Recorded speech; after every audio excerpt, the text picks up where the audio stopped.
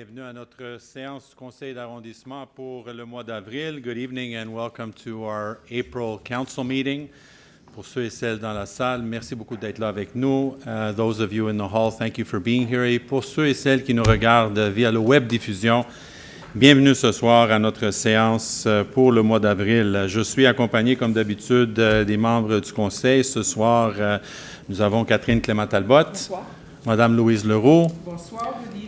Bien sûr, on a nos dirigeants, nos directeurs des services avec nous ce soir qui vont nous aider si jamais on n'a pas la réponse que vous cherchez dans la période des questions. So we have the members of two counselors with us tonight. The other two are unavailable tonight, unfortunately, cannot be with us. We have Catherine Clément-Talbot, Louise Leroux, and of course the members of the administration that are with us to respond to some questions should we not have the answer with us tonight. And if even then we don't have a formal answer for you, we will be happy to send that off to you as we always do in the past. On commence avec le commandant. Je vois le commandant dans la salle. Bienvenue ce soir, Monsieur le commandant, avec le rapport du mois.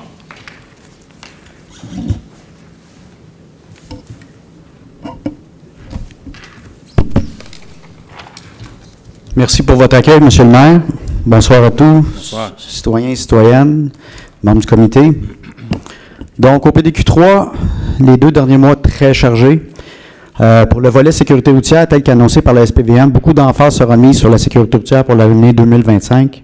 C'est pourquoi le poste de quartier 3 et ses policiers ont réalisé plus de 90 opérations de sécurité routière dans l'arrondissement pour les mois de février et mars.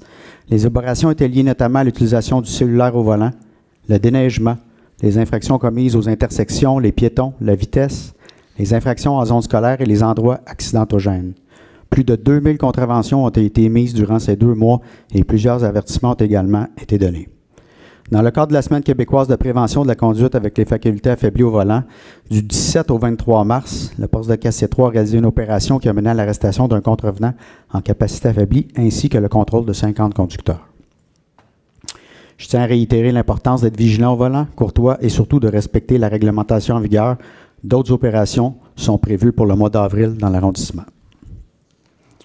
Pour ce qui est du volet criminalité maintenant, le service de police de la Ville de Montréal a procédé à l'arrestation de 3 suspects qui auraient été impliqués dans une vingtaine de vols au cours des dernières semaines dans certains dépanneurs, épiceries et pharmacies situées sur l'île de Montréal dans certaines municipalités de la Montérégie.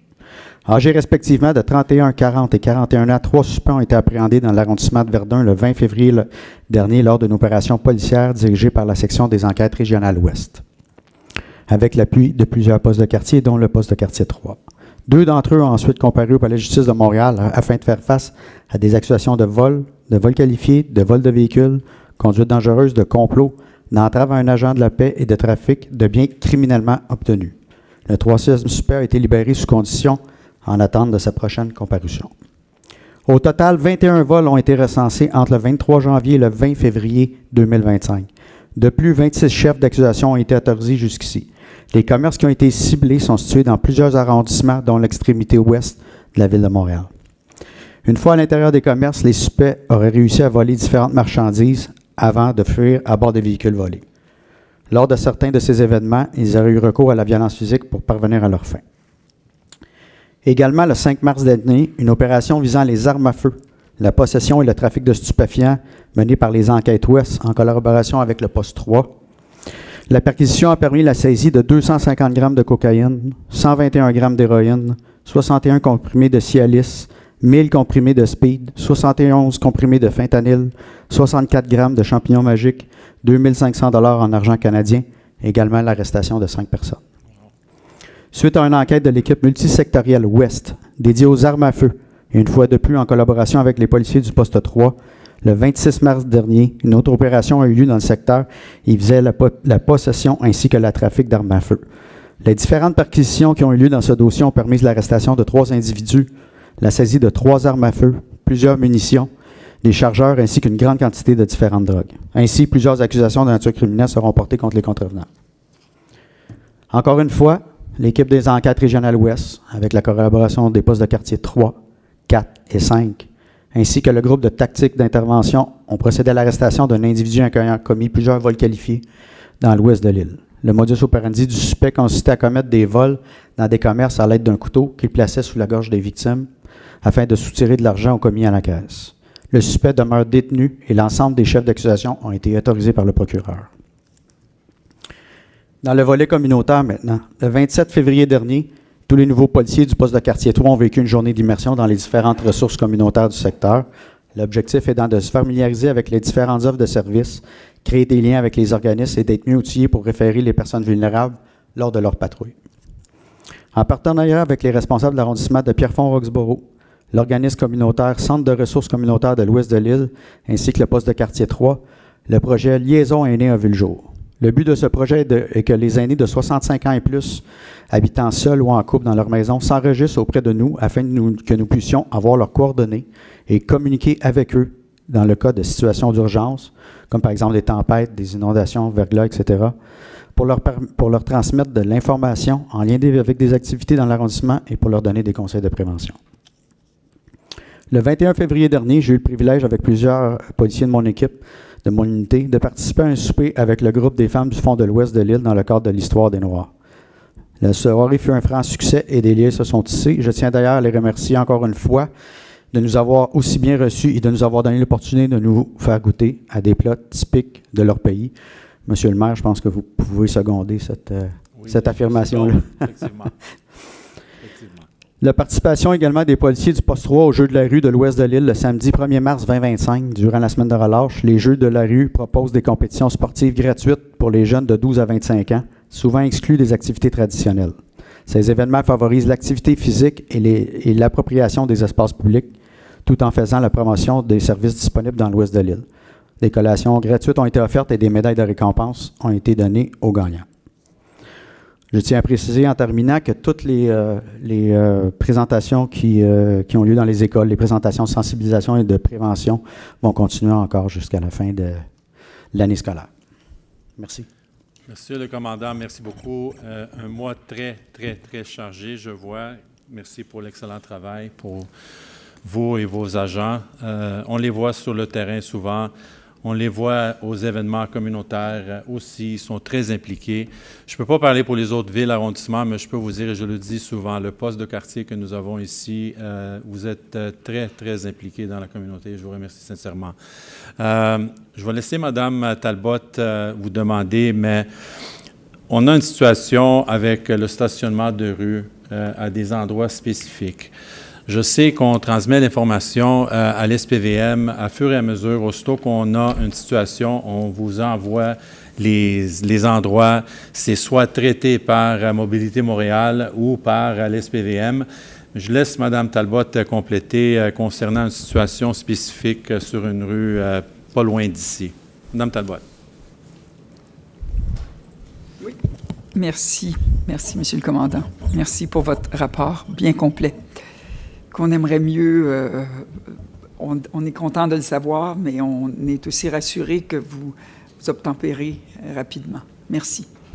Dans le cas qui me préoccupe, c'est un endroit où il y a un débarcadère de 15 minutes, c'est sur Harryworth. Ce sont les maisons condominiums à 2 ou à 3 étages, je crois. Et le comité de circulation avait fait installer, si je ne m'abuse, des débarcadères permettant aux gens de stationner durant 15 minutes. Et les gens, malheureusement, ne les respectent pas. C'est surtout en hiver, c'est beaucoup plus difficile pour une personne handicapée qui doit sortir en civière, d'avoir un grand trajet à faire, ou en fauteuil roulant, ou une personne qui a une incapacité quelconque. Et qu'est-ce que vous conseillez aux gens? Est-ce que vous conseillez aux gens, lorsque ça se passe, de tout de suite appeler le système de mobilité stationnement? Je ne me souviens plus du numéro, mais ou bien est-ce que vos policiers peuvent, lorsqu'ils voient cette situation, s'arrêter, s'ils ont la possibilité, évidemment pas s'ils sont sur une urgence, mais de donner une contravention? Parce que je pense qu'un débarcadère qui aide les gens à se mobiliser, c'est aussi important qu'un stationnement pour handicapés. à mes yeux. La personne ne pourrait pas sortir. Alors, de porter une attention à ça, je vous remercie à l'avance. Parfait. D'ailleurs, Monsieur le commandant, effectivement, on a pris la décision ici au Conseil pour laisser les endroits quand même ouverts entre des points spécifiques pour exactement cette raison. On a eu des demandes des résidents qui demeurent dans ces bâtiments qui nous disaient « c'est difficile pour nous parce qu'on est quand même limité ». D'ailleurs, ce n'est pas juste Harry Worth, on a pris la décision sur Paul Pouliot de faire exactement la même chose. Et je peux vous constater que sur Paul Pouliot, ce n'est pas respecté et presque pas du tout. On a laissé un espace, je peux dire, une vingtaine, trentaine de pieds devant la porte de ce bâtiment pour laisser les autobus pour le transport adapté d'aller chercher les résidents dans ce bâtiment. Et malheureusement, le soir, parce que je les vois le matin, le soir, les gens stationnent parce qu'ils ne veulent pas nécessairement rentrer dans le stationnement du bâtiment ou rester sur la rue ou même pas utiliser le stationnement que l'arrondissement a donné sur le boulevard Pierrefonds. Ils stationnent devant la porte. C'est juste parce que je sais que vous êtes un peu partout dans l'arrondissement, de vérifier avec les agents et de voir. Nous, on a quand même transmis le message quelquefois à Mobilité Montréal, mais si les agents sont sur la route et ils voient que ces enseignes ne sont pas respectées au niveau du stationnement, s'il vous plaît, de faire le plus possible pour les faire respecter. Oui, absolument. C'est noté de mon côté, mais quand j'invite aussi les gens, par contre, qui constatent ça, de ne pas se gêner, de nous appeler. Ça va nous faire extrêmement plaisir d'intervenir. Effectivement, merci. Madame Leroux. Merci beaucoup, Monsieur le maire. Écoutez, merci, Monsieur le commandant. C'est toujours un plaisir de vous voir. Vous nous avez manqué le mois passé. Je suis contente d'entendre que vous êtes encore très présent au niveau des écoles. Puisque je siège au conseil d'établissement de l'École de l'altitude, j'ai entendu que des bons mots de votre équipe. Ils ont eu une situation un peu plus difficile au mois de février et ils ont vraiment beaucoup aimé les interventions que vous et votre équipe avez fait. Donc, un très gros merci. Ce que j'ai eu aussi comme commentaire dans un autre ordre d'idée, vitesse dans les zones de construction.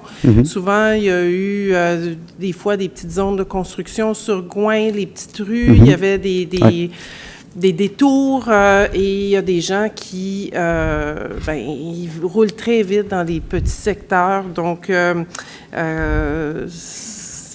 des fois, là, il y a des jeunes, puis c'était la fin de semaine, donc, et il y en a qui font fi des arrêts, donc c'est possible d'avoir un œil dans les zones de construction quand il y en a. Écoutez, devant la bibliothèque de Roxboro, on a encore beaucoup de gens qui travaillent. On ne se cachera pas, on a des travailleurs qui travaillent au CIUS et qui se permettent de stationner juste devant la bibliothèque où c'est des défenses de stationner. Et c'est très difficile parce il y a une école juste à côté où il y a des autobus qui tournent et c'est très difficile. C'est très exigu, donc c'est possible de faire un petit tour de temps en temps dans ces coins-là. Et merci pour la tolérance zéro au niveau de l'alcool et des facultés affaiblies parce que je pense que il faut se le dire, tolérance zéro, on ne devrait pas conduire en état d'ébriété. Merci pour votre très bon travail. Merci à vous. Équipe. Si je pouvais ajouter à Roxboro, Monsieur le commandant, c'est pas juste devant la bibliothèque. Il y a un mois à peu près, Monsieur Baudouin, n'est-ce pas, un peu plus qu'un mois, qu'on avait de problèmes de stationnement sur les rues autour de la bibliothèque, l'école et la maison des aînés éventuelle. On a mis des enseignes de ne pas stationner sur certaines rues temporaires. On est en train de regarder comment on va changer le stationnement un peu dans le secteur de Roxboro avec l'éventuel REM qui va commencer à l'automne. On sait le problème qu'on avait avant avec le train, avec le débordement sur les rues résidentielles qui posait des problèmes au niveau de sécurité. Le comité de circulation, on a quand même recommandé, on va recommander au Conseil une décision à prendre au niveau du stationnement à venir. Mais en attendant, on a mis ces enseignes temporaires. Le problème, c'est que même aujourd'hui, j'ai vu sur 19e, où on a des enseignes de pas de stationner, les gens, ils sont stationnés là-bas. En temps normal, ça ne pose pas de problème pour les résidents qui demeurent dans le secteur, qui stationnent quelques heures devant chez eux, mais toute la journée, les gros camions qui sont stationnés, surtout dans la courbe de 19e, je pense que ça serait quelque chose. Encore, on transmet le message à Mobilité Montréal, mais il faut comprendre aussi que Mobilité Montréal ne peut pas être partout. C'est pour ça que je compte sur vous et vos équipes de faire le nécessaire, s'il vous plaît. Parfait. Merci. Est-ce qu'on a des questions de nos citoyens? Do we have a question or two from the residents in the hall? Concernant la police, la sécurité, la police. Go ahead, young man. Allez. Oh, well, shit, a question. Hi. Hi there. If it's for the commander, right? For the Yes, police? exactly. Go ahead. So we live at in between de la Morandière and Pilon. I came last year regarding this issue of increased speeding, school zone, pedestrians. There's no sidewalk. I was told somebody would get back to me. It's never happened, so I'm happy that he's here now. We've been there for 5 years. I've never seen a police officer parked or give out any tickets. It's a passage where there's a lot of people trying to get to Cap Saint-Jacques. So there's a lot of pedestrians, and during the winter, these poor school kids trying to walk home, no sidewalk, they have to walk on the street and go into people's parking lots. I got an email back from somebody in the commission regarding that it was not possible to get sidewalks. So our thought is the only other option would be either speed bumps or police presence. Most of the people that drive in that area are locals or parents going to the school. So it's one of those situations that once they know that a police officer might be there and might be able to give tickets, people will slow down. But nobody's ever seen any, so they just keep doing it. It's the same people every day. It's the same parents rushing to get to work or pick up their kid. So we were really begging for some help with that because it's scary. Well, before the commander responds, let me start by saying thank you for your question. And in fact, we've known for quite some time that area has been problematic with a number of cars, particularly in the morning and after school, going and picking up their kids and bringing them there. What we did was, and you got the email back regarding the possibility to, or we looked at a possibility of adding sidewalks because we're limited in space. Exactly. We encroach in the wetlands. We have the waterfront on one side. It would be very difficult, particularly on that stretch of road. It's understandable. So what we did on the traffic committee that I chair, and we have the SPVM as well that sits on that committee as well with us, amongst engineers, some volunteer, some residents as well, our public works department. We looked at different things that we can do to help a little bit control the speed. So one of the things we did is that whole stretch from the street that you're mentioning all the way to Cap Saint-Jacques and around the bend, we've reduced to 30 kilometers an hour. Where once upon a time it was sporadic. It was 40, then it was 30, it was 40. And the message we got from the SPVM at that time was, well, it's hard for them even to implement it because somebody who's driving at 40, 45, and all of a sudden they hit a 30 zone and they get caught right away, well, then it would be very difficult. It would be disputable. And so what we did collectively is we changed that to 30. What we also did was we add those freestanding markers along Gouin there that narrow the street to a point where people have no other, I guess, thing to do but to slow down. They're not the final solution because we also know that people will wayfind the way they have to get to their destination and sometimes not respect. We know that the police was working on a project to have a speed radar set up in that area to see if we can at least get the people that are going to the school around the turn so that we would eliminate a little bit of that traffic. So we know the area is problematic, but those are some of the measures that we've taken to correct that situation per se. The next step is, of course, is the attitude of the drivers that are in that area and have them understand. And let me start by saying, because I've said this at many council meetings, one of the number one challenges we have in every community across Montreal is speed and the non-respect of road rules. And so the police have to be, and when we do advise them of a situation, they're there. they do a blitz, they issue tickets, and the goal isn't necessarily to issue tickets. Yeah. We're not a money-making machine. We should be educating the public not to drive in these ways, right? So we've done this in the past, and now that you bring it up again tonight, I'm sure the commander will address this and have at least a patrol there from time to time, understanding that they can't be stationed there all the time. Of Monsieur le course. commandant, avez-vous quelque chose à ajouter? Ben, en fait, c'est très bien résumé. C'est très bien, vous me volez les mots de la bouche. Mais de notre côté, il n'y a rien qui empêche qu'on va pouvoir refaire des opérations dans ce coin-là. Puis effectivement, ça nous arrive de faire des blitz également. Mais évidemment, vous comprendrez que on a beaucoup de situations à traiter. Non, c'est sûr. Mais par contre, peut-être qu'on est dû pour aller faire un tour, là. Tu sais? But if I may, Oui. it's part of my question. When you do go there, the police presence is not at the proper spot. Yes, that's right. So You're they- at Charlemagne They park at School. Charlemagne. They're not So that's the only parked place at the we've seen place somebody where who's they're. at Charlemagne, yeah, exactly. Well, I If think I sat outside my house, Yeah. I could see, I have cameras right in front of my house. Yeah. And I have a little daughter. She goes, there's no one stopping. No, There's no one nothing. I know the issue of speed is a major issue for communities, and you know, when we looked at the statistics, just to give you an example, we've put since 2021, I believe, close to 80 speed bumps in our community, which we never had before. It'd be great to have. And someone we outside. have another 35 planned for this year on top of, so we're over at 110, 111 speed bumps since 2022. Is it the only solution? No. The other issue for Gouin in that area there is it's a main artery.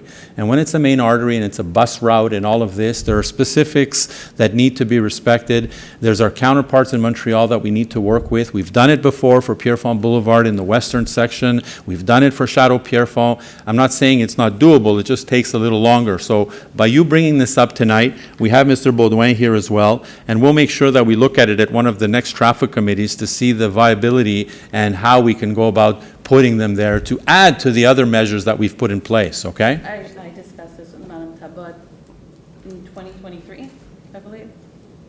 Well, let me just tell you that we look at close to, respectfully to all there. It doesn't happen overnight, and sometimes these things do take longer than anticipated. I'm the first to tell you this.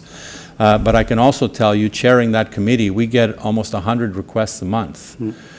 Put that in perspective. That's a lot of folks that are asking for very similar things that need to be analyzed correctly so that we don't make a mistake.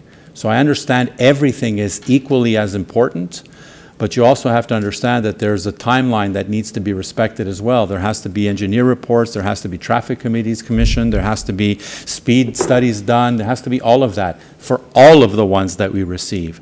So if it's taken that long, normally it does not take that long, to be perfectly honest with you. But now that you bring it up tonight, I'll see with the files where we are, and if it is on the list of files that need to be explored. And if not, we'll make sure that we put it on so that we look at it.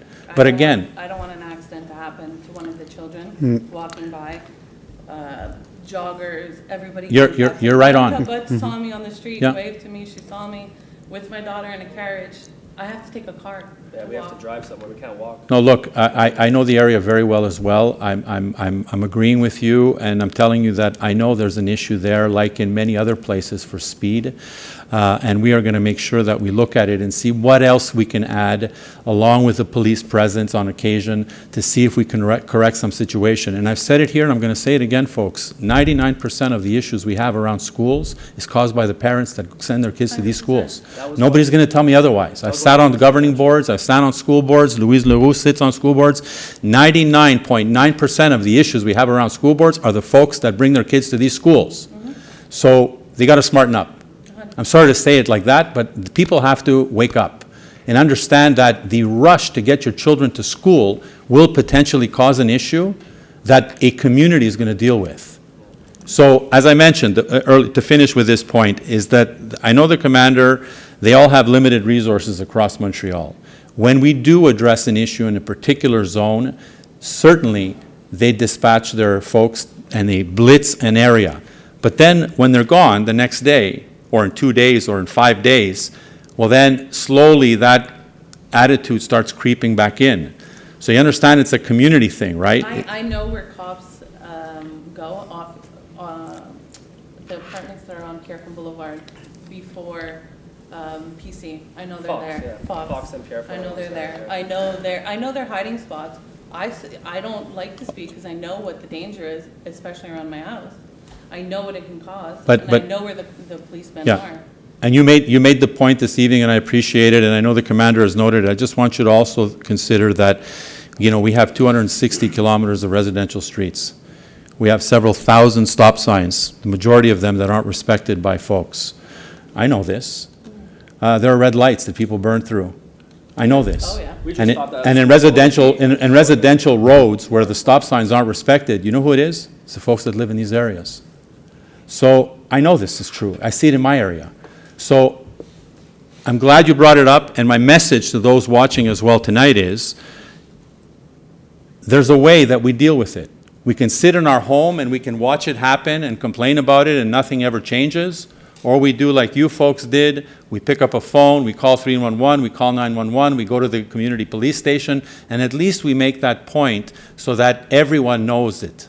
Otherwise, nothing will change. And again, if this changes even slightly in the short term, at least we've done a better job, at least. And in the meantime, we're going to look, Mr. Baudouin, with the Traffic Committee and see where that file is, if in fact it's there, and if it's not, we'll make sure we add it to it, okay? Thank you. D'autres questions de la part de nos citoyens for the commander before we let him go? Madame?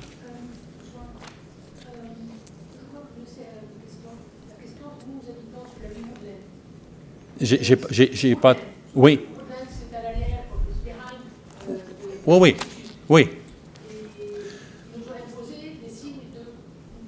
Mais ça, je vais répondre après, si vous me permettez, parce que ça ne concerne pas nécessairement la police, c'est plus un comportement des gens qui vont à l'école. Mais la question est bonne, parce que vous pouvez poser la question, puis après ça, allez.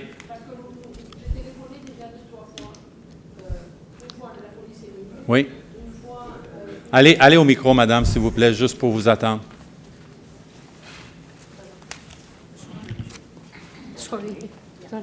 Allô? On m'entend? Oui, madame. Donc, on avait téléphoné déjà 2 fois au service routier, et une fois la police est venue, ils ont parlé à tout le monde. Ce qui arrive, c'est que tous les parents viennent stationner sur la rue chez nous, des 2 côtés. Donc, nous, on ne peut pas même pas rentrer sur notre rue. Ils font marche arrière dans notre driveway. Nous, on est pénalisés parce qu'on a des signes où on ne peut même pas parquer. J'ai un petit-fils qui est un bébé. Mon fils ne peut pas parquer chez moi parce qu'il doit parquer au bout de la rue pour marcher jusqu'à chez moi, quand il n'y a pas de stationnement chez moi. Madame, donc, je comprends très bien, on très est bien. pénalisés. Oui. On est un peu frustrés parce que je dis, mais moi, je paye mes taxes comme tout le monde, mais moi, je ne peux pas profiter de ma rue. Mais tout le monde paye des taxes, madame, avec respect, et on cherche toujours la sécurité. Mais la sécurité. Et la sécurité... Il n'y a qu'un morceau qui est Oui. no-stop. Oui. Le reste, c'est de 10h à 16h. Oui. Lundi à Oui. vendredi. Oui. Qu'on nous offre ça. Nous, on n'a même pas le droit de parquer du tout devant notre maison. Mais Du tout. la raison pourquoi, vous savez, les gens utilisent la rue comme un débarcadère ou pour chercher les enfants, comme ils font à Beaubois, comme ils font à d'autres écoles. On a un problème avec les gens qui viennent en auto chercher les enfants sans aller même, je ne sais pas, à l'altitude. Et honnêtement, ma fille est enseignante à altitude, puis je n'ai même pas remarqué si jamais les gens peuvent rentrer dans le cours d'école pour chercher les enfants. Est-ce que les gens évitent le cours d'école pour stationner sur la rue au lieu de rentrer dans l'école et prendre plus de temps de sortir?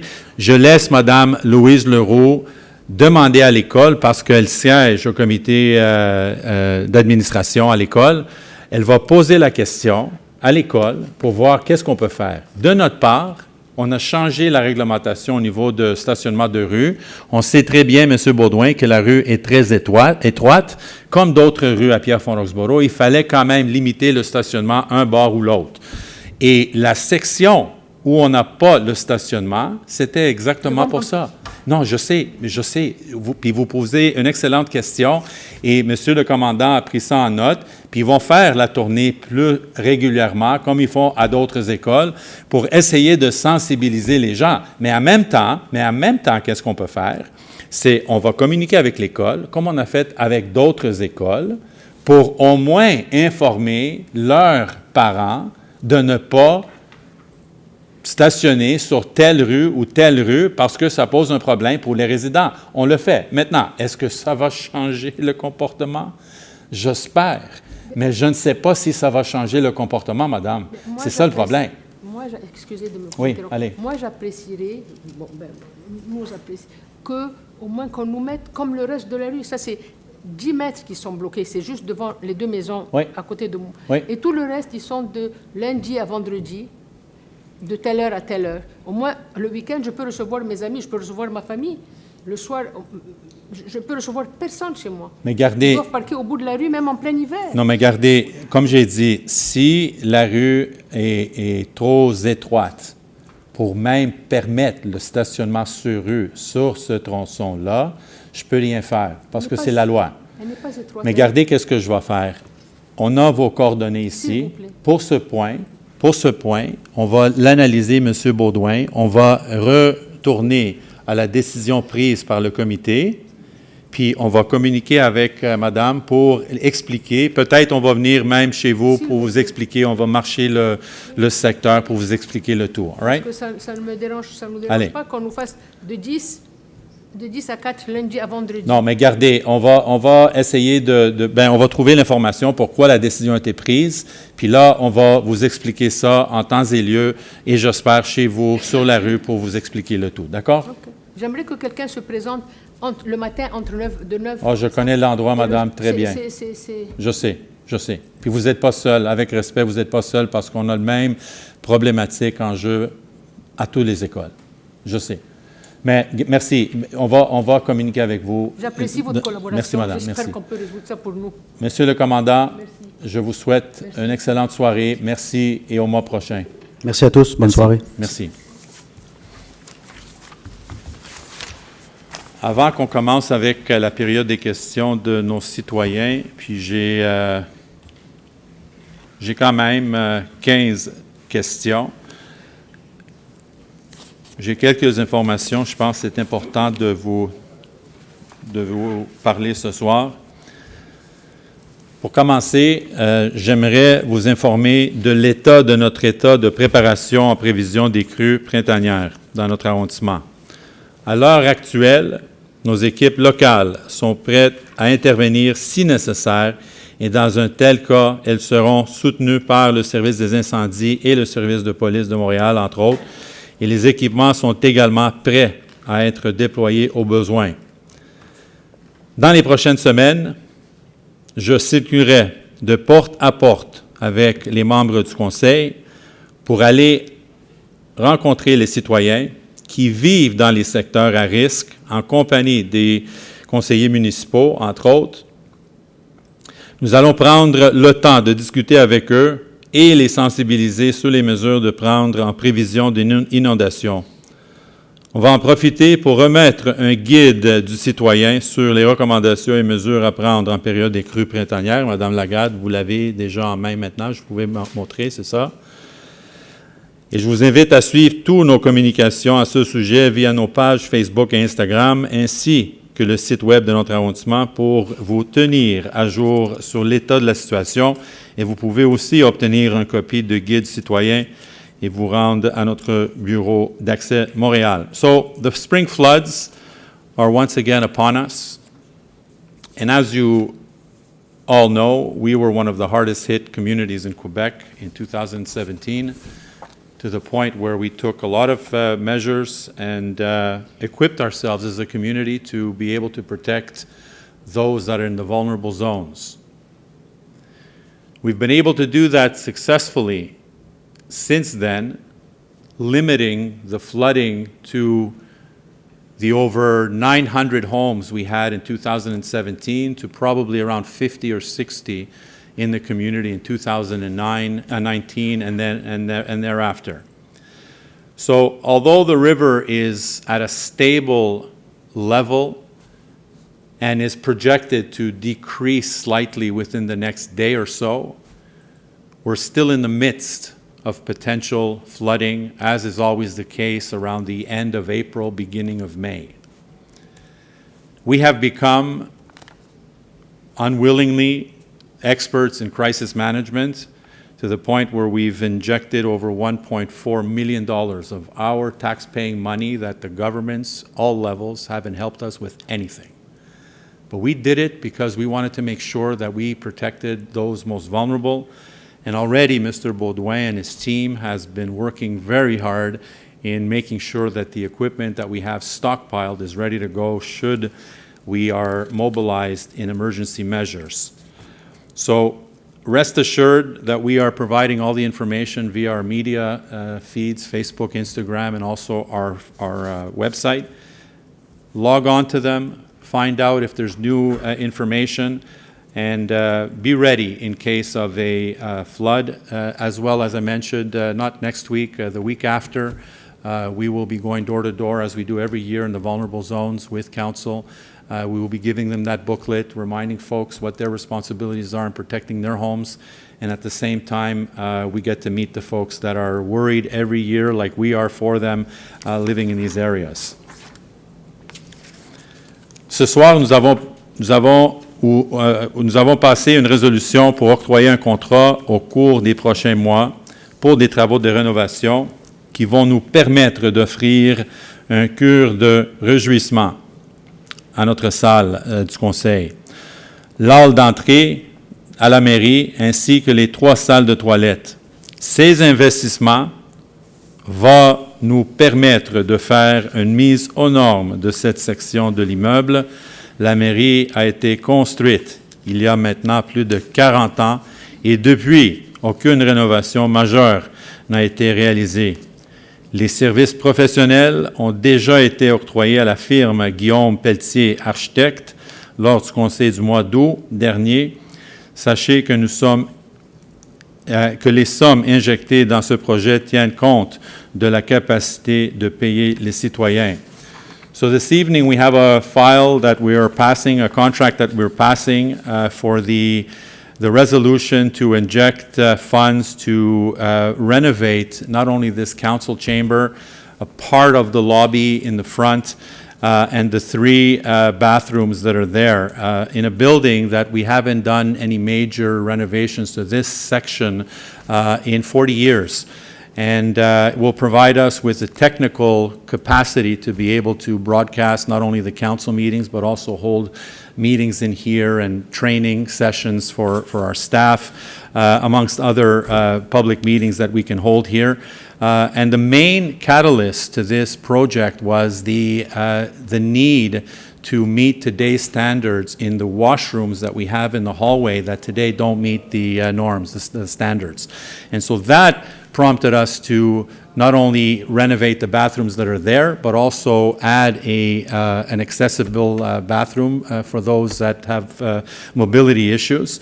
And in doing that, we said, well, there's an opportunity for us to look at this room as well, and really going with the bare minimum in terms of what we can do, taking into consideration the capacity of the taxpayer to pay. It's no luxury that we are planning this project. It is a project that is well overdue, that I think will serve not only the community, but future communities as well when they come to this building. Je vous annonce une excellente nouvelle maintenant. Dès aujourd'hui, notre bureau Accès Montréal, qui se trouve ici même à la mairie d'Arrondissement, sera désormais ouvert entre midi et 13 heures du lundi au jeudi.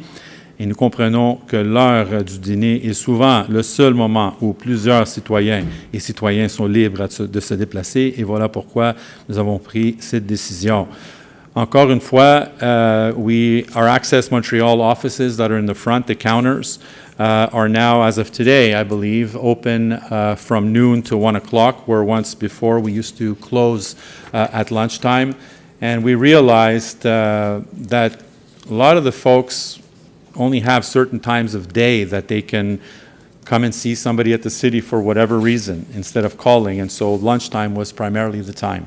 And so we felt it necessary that we equip at least our front counters with the staff that can at least respond to that growing need, I think, and I think it's a good decision that was made at this level. Une très belle nouvelle, samedi prochain, le 12 avril, aura lieu la 9e édition de notre très populaire événement Leadership au féminin. Ça se passe au Centre communautaire Jerry Robertson et le thème cette année est la diversité, le partage et la force collective.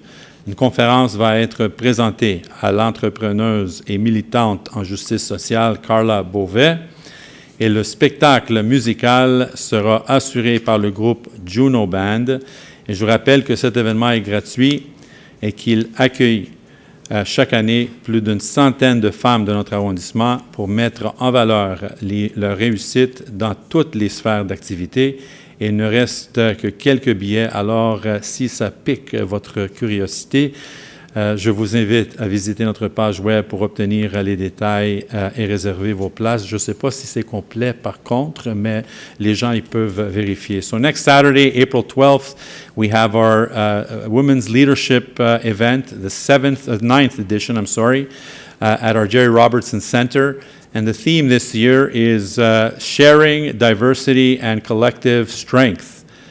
A conference will be also given by a renowned entrepreneurs and social justice individual. And actually, I saw the name just now, and it was a young lady that I worked with in Montreal when I was on the executive, so I'm very happy to see her there. There will be a musical group, Juno Band, that will be performing. And again, we try to make sure that we give women, and particularly the 100 or so that attend this event every year, an opportunity to shine as they so deserve. And I know that Catherine Clément-Talbot will be chairing that event, and Louise Leroux will be there as well, representing us so well. Je suis très heureux de vous annoncer que la période d'inscription pour les 15 jours d'été en partenariat avec le YMCA est commencée et je vous encourage vivement à réserver les places de vos petits aventuriers pour une expérience inoubliable. Encore, je vous encourage d'aller sur le site web, vérifier l'information, les pages de ces organismes-là et je pense que le YMCA aussi publie l'information pour Pierrefonds-Roxboro, entre autres. C'est des activités demandées, très demandées dans la communauté, surtout par les jeunes, et je vous encourage fortement de participer. So the day camps are soon beginning. The YMCA, of course, the partnership we have with them providing the day camps here in Pierrefonds-Roxboro is an incredible program, and everyone that we've spoken to that has participated in that activity always raves about it. So if you know of any youngsters, if you have any youngsters that want to participate in the day camps this year, not only is the one that the Y offers very popular, but we have some other third-party camps as well that are run by the local organizations that do also a phenomenal job. Some of them are scrolling on the electronic boards I saw just the other day.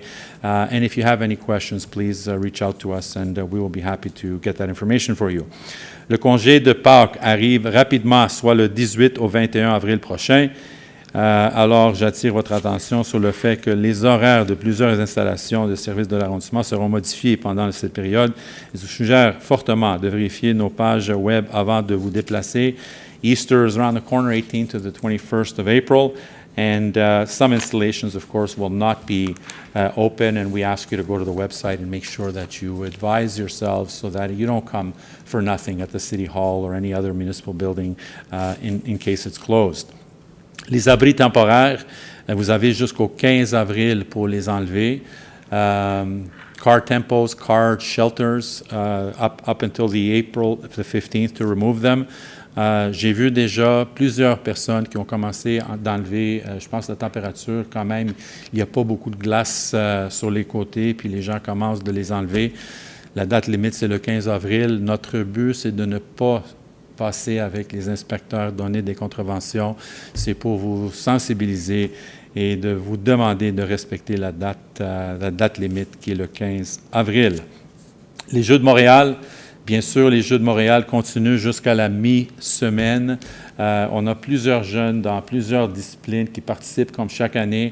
Très populaires. Et pour ceux et celles qui participent dans ces Jeux, c'est la première fois souvent pour ces jeunes qui participent dans ces compétition d'envergure. Et de voir ces visages, et j'espère qu'ils vont continuer dans le monde de sport toute leur vie, mais c'est le début pour plusieurs. Plusieurs Olympiens de Montréal ont commencé avec les Jeux de Montréal, imaginez. Puis voilà maintenant l'opportunité encore pour les jeunes. Je sais que Louise était à la cérémonie d'ouverture la semaine dernière et c'était formidable.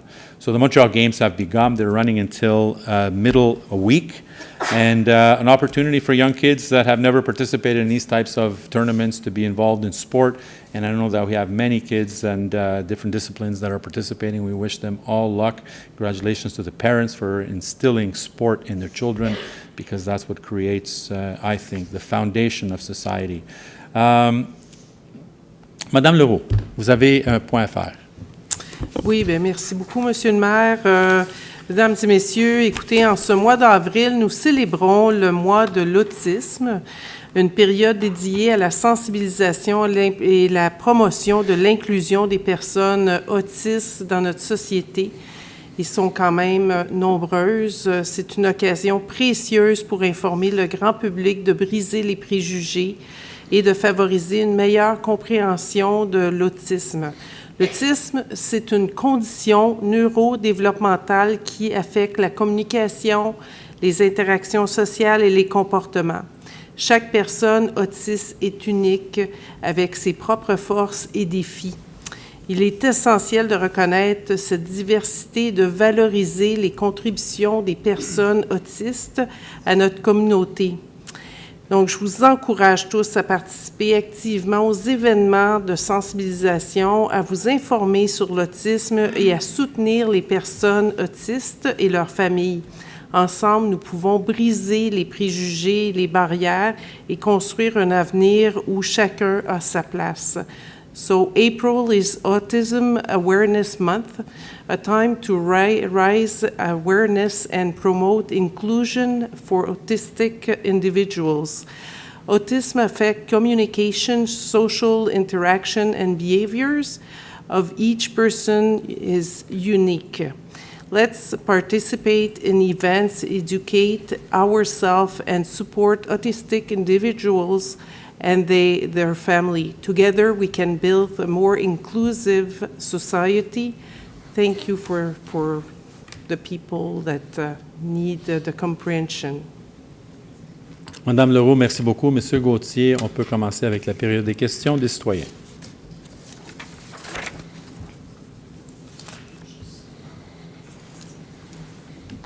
Si vous avez chaud, c'est pas l'imagination. It's because it's really warm in here. On a un problème avec le système de ventilation depuis le matin. Et je ne sais pas qu'est-ce qui arrive, mais il fait chaud un peu. It's not because we're nervous up here that we're hot. Just so you know. Monsieur Gauthier. Pardon?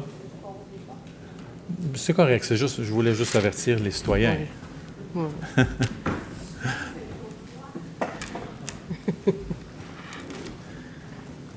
C'est en prévision de l'été. Donc, merci, Monsieur le maire. Donc, mesdames et messieurs, permettez-moi de vous rappeler que certaines règles s'appliquent lorsque vous intervenez devant les membres du Conseil. Tout intervenant doit s'inscrire avant la séance du Conseil de façon à avoir le droit de poser des questions limitées à 2. Tout intervenant sera appelé selon l'ordre de son inscription. Votre question doit se limiter uniquement au sujet qu'elle touche. Elle doit être claire, précise et sans préambule. Vous devez être poli et respectueux envers les membres du Conseil. Si vous ne respectez pas ces règles, vous serez invité à vous retirer et à quitter la salle du Conseil. Pour poser votre question, prière de vous avancer au micro et vous adresser uniquement au maire qui préside la séance du Conseil. Le maire peut limiter à 2 interventions le nombre de questions portant sur un même objet. Pour votre information, la période de questions initiale est de 30 minutes avec une possibilité de prolongation de 15 minutes. Après ce délai, la période de questions est suspendue et sur motion d'un conseiller, une prolongation supplémentaire de 30 minutes pourra être faite après la disposition de l'ordre du jour. Sachez que la prise de photos, de vidéos et d'enregistrement est interdite sans l'autorisation du maire. Nous vous demandons de bien vouloir fermer tous vos appareils intelligents. Nous vous rappelons également que la séance du Conseil est rediffusée en simultané sur notre site Web. Ladies and gentlemen, allow me to remind you certain rules apply when you address members of the Borough Council. All speakers must register prior to the council sitting in order to have the right to ask questions limited to 2. Speaker will be called upon in the order in which they register. You must be limited to the subject attend, clear, precise, and without preamble. You must be polite and respectful to council members. If you fail to comply with these rules, you will be asked to withdraw and leave the council room. To ask your question, please step up to the microphone and address only the mayor who is chairing the council sitting. The mayor may limit the number of questions on the same subject to 2. For your information, the initial question period is 30 minutes with the possibility of 15 minutes extension. After this time, question period is suspended, and on a councilor motion, an additional 30 minutes extension may be granted after the agenda has been disposed of. Please note that it's forbidden to take photos, videos, or recording without the mayor's permission. We kindly ask you to turn off all your smart devices. We will also like to remind you that the council sitting will be broadcasted simultaneously on our website. Donc, j'invite la première personne, Madame Kaseya Agagar.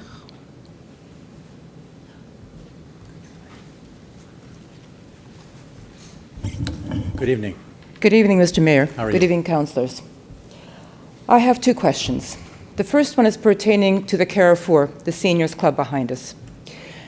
Right now, the city, because of the construction of the swimming pool, is parking their heavy vehicles in the part of the parking lot that is used by the members to park their cars when they're coming for classes.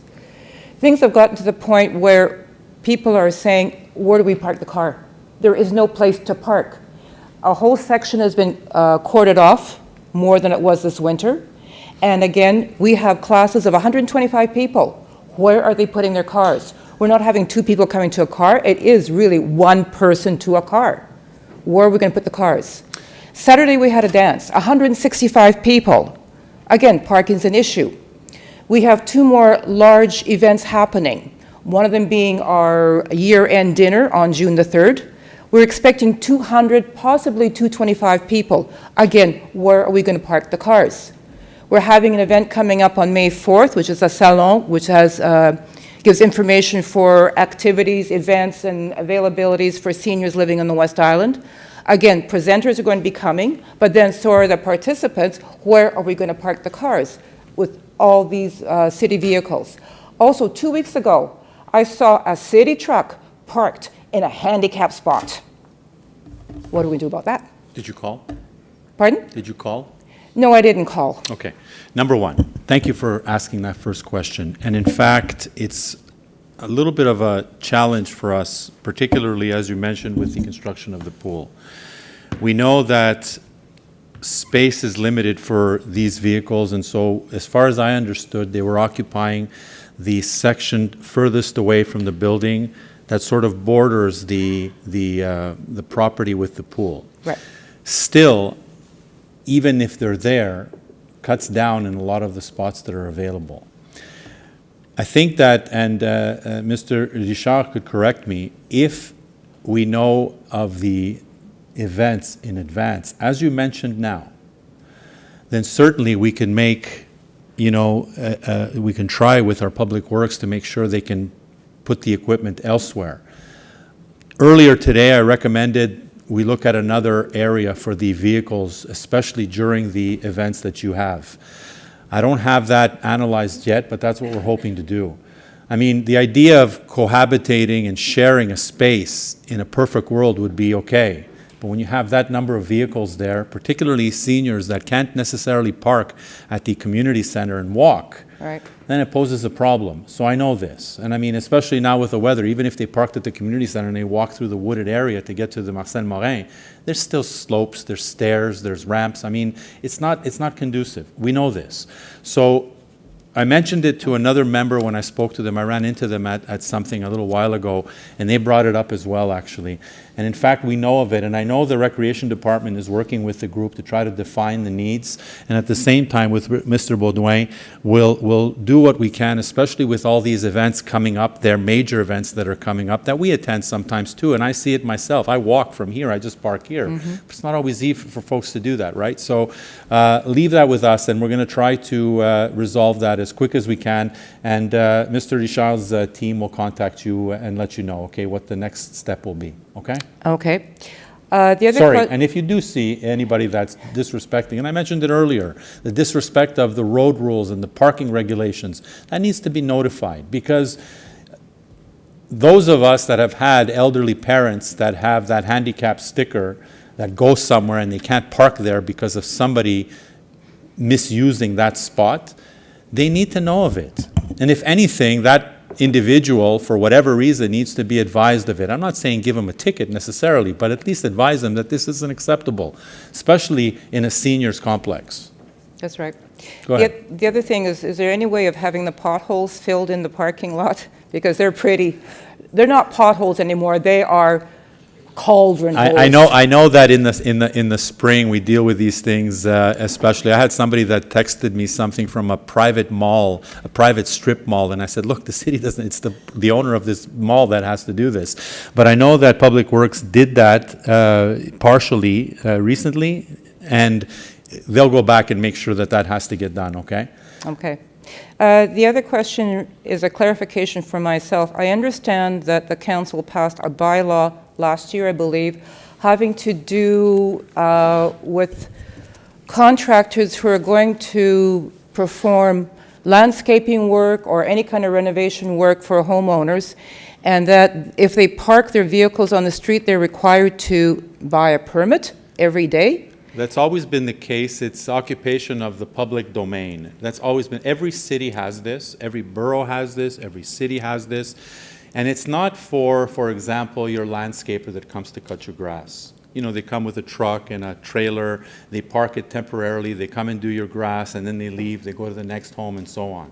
What we're talking about is the contractors, the general contractors that come, that dump pallets on the street, that create a safety issue, and people have to deviate around that, that put gravel piles on the street because they're building some patio when they can put it in the person's driveway, that have, you know, those wooden horses and they're cutting material on the street. I mean, the street belongs to everybody. I'm sorry there, but the contractors all know this. The contractors all know this because this is applied across the board, across the island of Montreal. We're just saying now that, and we meet with contractors.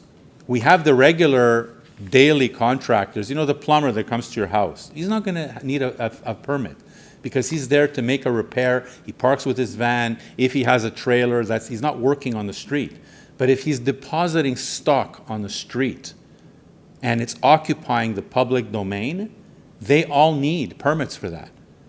And I have your phone number here, and somebody will call you to get your email address, and we'll be happy to send you at least the you know, all the details of that. And at the same time, if we can ask even the communication department to at least post that on our, si on peut mettre ça sur le site web à quelque part, surtout avant le printemps, parce que les contracteurs vont commencer. The roofers we've met with all sorts of contractors to advise them, guys, you need to get these permits. And they know this. Well, I've been told a neighbor across the street from me had work done their driveway, asphalt work done their driveway last fall. And again, there was a large truck that was parked overnight, and the inspector came by and measured the truck from one end to the other end. Yeah. And then they were told they had to buy a permit X amount of what it was. Yep. But now I'm finding out that these contractors, they know about this and they'll get the permits because every day they need a new permit that they're there on the street. Guess who gets to pay for that permit? The homeowner. We do, the homeowner. You're right. So that means our renovation work can go up by, in some cases, several thousands of dollars. Can I tell you, how long. when I worked in Dollard so many years ago, I can tell you that there are many folks that paid it and didn't even know they were paying it because what the contractors do is they include that in their price of whatever they're quoting you to do. So if they know in advance that they have to acquire a permit, of course they're going to pay it and they're going to pass it on to the homeowner. But they do it in a way that's in part of your quote and you pay for it and then everything is fine. What we even had a contractor come here and they said, well, how come, you guys charge for permits? I've never had to pay it before. Well, it's because they've never found him before. And he knew that in other cities and other boroughs, you are obliged to get a permit. And the inspectors will be going around all the time checking this. Now we're saying we need to be a little more respectful of the public domain. And when we have homeowners that are doing massive work and they're occupying a lane almost of a residential road, that creates a safety issue. Because when you do that, as Mr. Baudouin knows very well, when the city does that, there are specific regulations we need to respect. There's signage, there's cones, there's making sure that if it's left overnight, what you have to do to respect the code routière. So they don't do that. They'll dump something there, and then at night when you're driving, you'll see something piled up in the corner of your street. So we had to make sure that we reeled that one in because many were taking advantage. And so that's why it happened. But we'll be happy to make sure that not only we publicize that information, but we send you a copy so you're aware of it as well, okay? So then this bylaw then is not unique to Pierrefonds-Roxboro? No. Nope.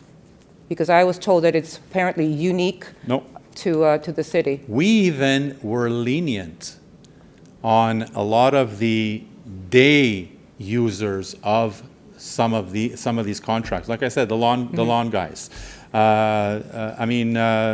We make sure that we took things into consideration and said, well, it's normal for a plumber to come and spend half the day at your house. It's normal for a landscaper to come and cut your grass and park not only on your house, then he has to go to the next house, then he has to go to the next house. How do you apply a permit for that for the guy that has 50 houses in a neighborhood? We know that that's always moving around. It's just a parked car, as long as they're not parked in an area that isn't permitted. Otherwise, they don't have to acquire permits. It's the ones that occupy the public domain with material especially and equipment that stays overnight that unfortunately have to be fined. And not fined, but need to acquire a permit. Quick sidebar before I leave. Are we getting back our 30-mile-an-hour sign on the street for the summer the way it was last summer? Those little flexible signs that put right in the... Yes. It's coming back? Yes. Because it did work quite well. Yes, and not only there, but all around our school zones, all around our parks and vulnerable areas, all those freestanding markers are going up, and it's only a matter of time. I know that Mr. Baudouin and his team are going to be doing that very soon, when the weather permits, of course. Okay. Thank you. Thank you so much. Prochaine personne, Madame Carole Lavoie.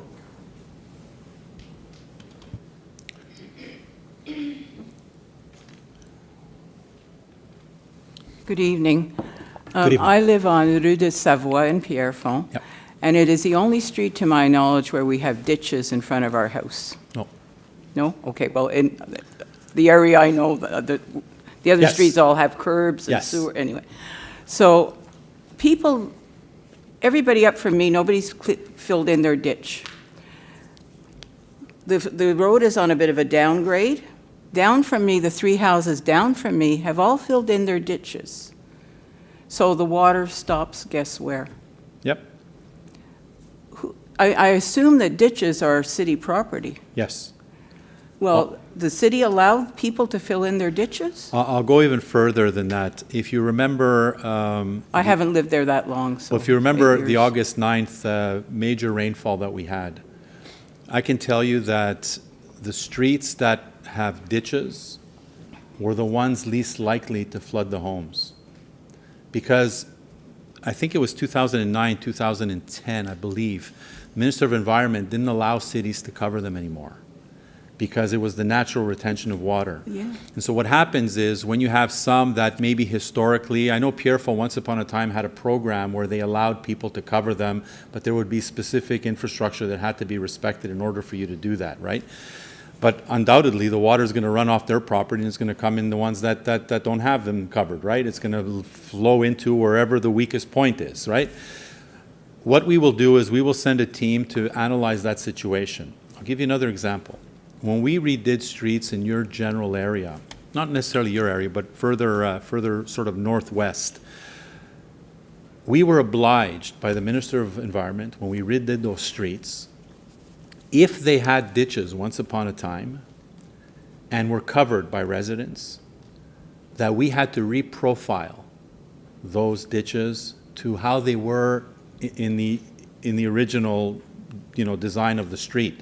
Je ne sais pas si M. Baudouin était là, Mais I know Monsieur Jacob était là, and we had to re-dig and profile those ditches in front of some homes where these folks had been there for 30 years said, wait a second, you know, we didn't know we couldn't cover it, but we were obliged by the minister, once we redid that street, to re-profile the streets. Of course, a lot of them weren't happy, but I can imagine now they may be happy because they weren't getting water that was running out into their property. So all to say that this is something that we're going to have to look at, and we'll make sure what the next step will be. Because they're not allowed, if they did it and they weren't allowed to do it, they should be bringing that back to its original state. Because I have a major sloping driveway Yeah. towards the house, and at one point, and this has just been done recently, I would have assumed they had to ask for a permit or they weren't allowed to do it. So the fellow next door put in a brand-new in-ground pool. They came to empty the pool. They put the hose into my ditch.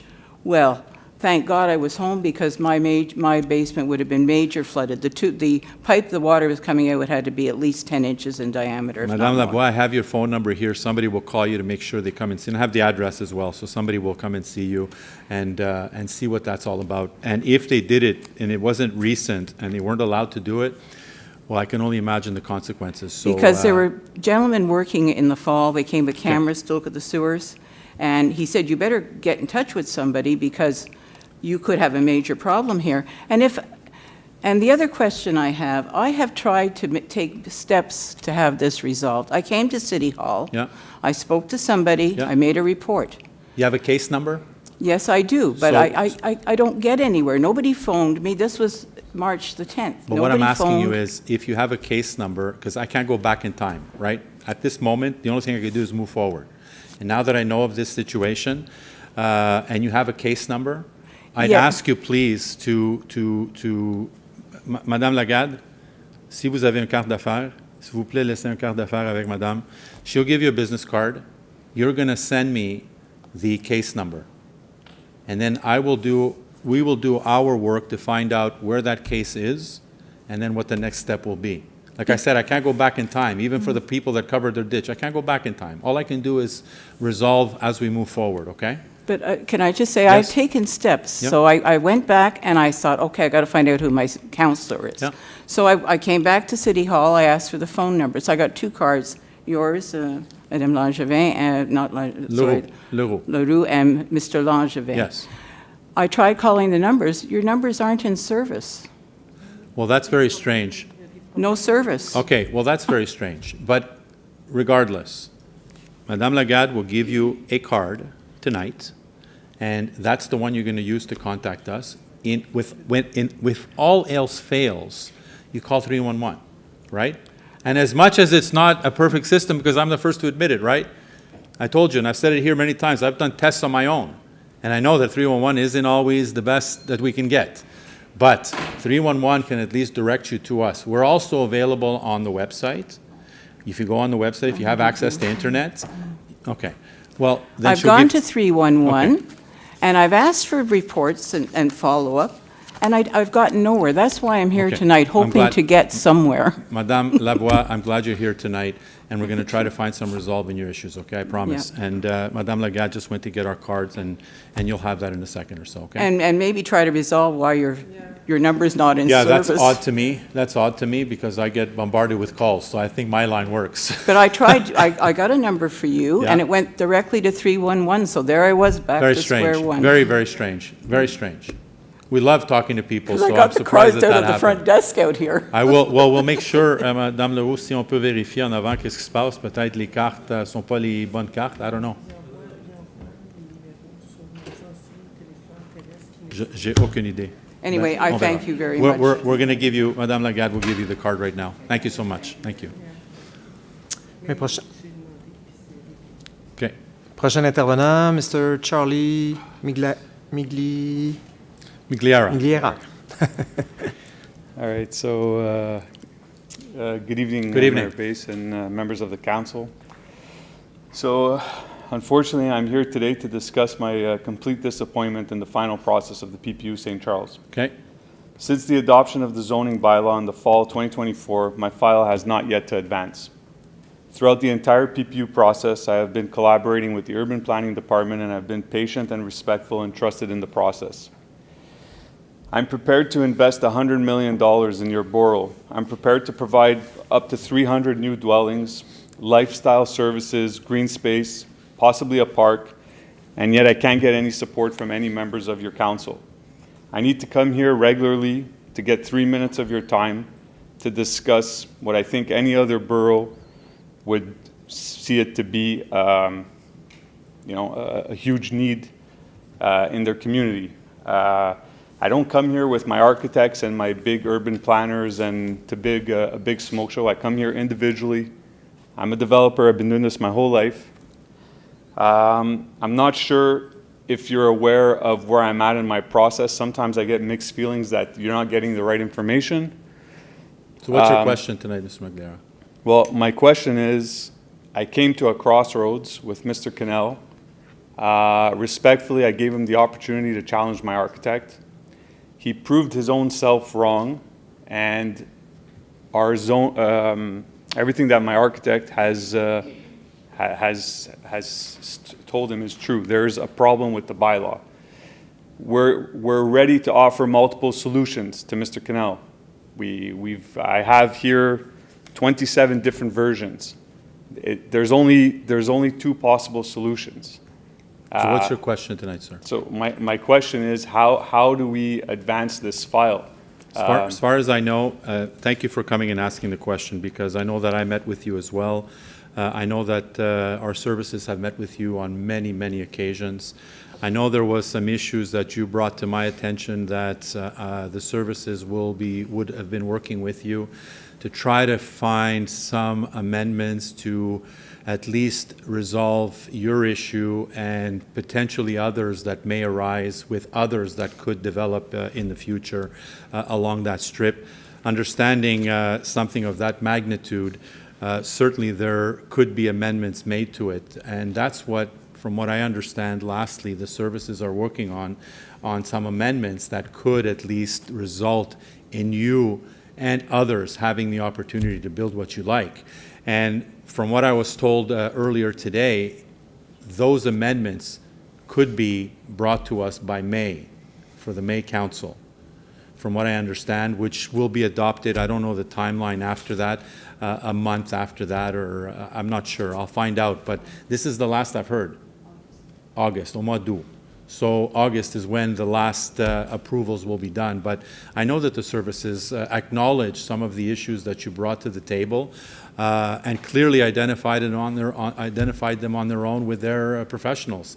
And so this is what they're looking at now, to create these amendments that will make you and others potentially fit in that box. And that's really what we're talking about here. Nobody is against the project, and I think that by us moving forward with a PPU, we wanted to make sure that we define that area, create the parameters, so when folks like you want to build or revitalize or improve a sector, you have the guidelines that will lead you to that. These guidelines for you and maybe others in the future would not, some of the issues that you brought up, maybe rightfully so, could not fit within that box. And so I know that the services inform me that they are working on amendments that will be looked at in May, I have here, that will ultimately be approved in August. That's what I know now. Yeah. So, I mean, I don't want to take too much of your time here and everyone else's time, but generally speaking, a lot of these points, I have been part of this process for 4 years. I have brought up these points repeatedly since day one. And at my last meeting, I was extremely disappointed, because to the point where my architect would literally walk off the project because he doesn't know what to do anymore, when we are trying to bring solutions and the door is being shut on us because apparently we don't, almost like we're being blackmailed. Like, if we don't come with a promenade that looks like this, there's no project, end of meeting. Like, the door was literally shut on us on the last meeting, and we're left in the dark, and we're standing there saying, well, that doesn't work like that. So I don't think the word blackmail is the appropriate word to use. All I know is, like I mentioned, the other resident, I can't go back in time. What I did when I was aware of the issues once we met, The services met with you, and the next step was that we look at some amendments to be able to accommodate, like I said, if not only you, others down the road. And that's what's happening since. I don't have the details in terms of what amendments they're proposing or they will propose, but I know that something is in the works, and they will be in constant communication, if not with you, with us as well, so we can better understand what they're talking about. But nobody is blackmailing or closing the doors or trying to discourage any type of development in that area, because we believe in that soft densification for a strip of road that's been like that for 60 years. That needs some revitalization and attention to be able to make us move to future generations. We know this, and your project at a glance, when you look at it, and I've looked at it and we've all looked at it, is fitting for the vision that we all have in that area. Now, it's how do we define it that fits not only your requirements, but also meets somewhere down the middle with what we had planned initially. And from what I got today, and I mentioned to you earlier, this is what I have as information. So, Madame Ostigui, peut-être on peut communiquer avec Monsieur dans les plus brefs délais pour lui donner au moins l'échéancier. Le but pour moi, Mme Ostigui, c'est je veux garder une bonne relation avec M. Kennel, M. Papineau, puis ils m'ont donné toujours un bon service.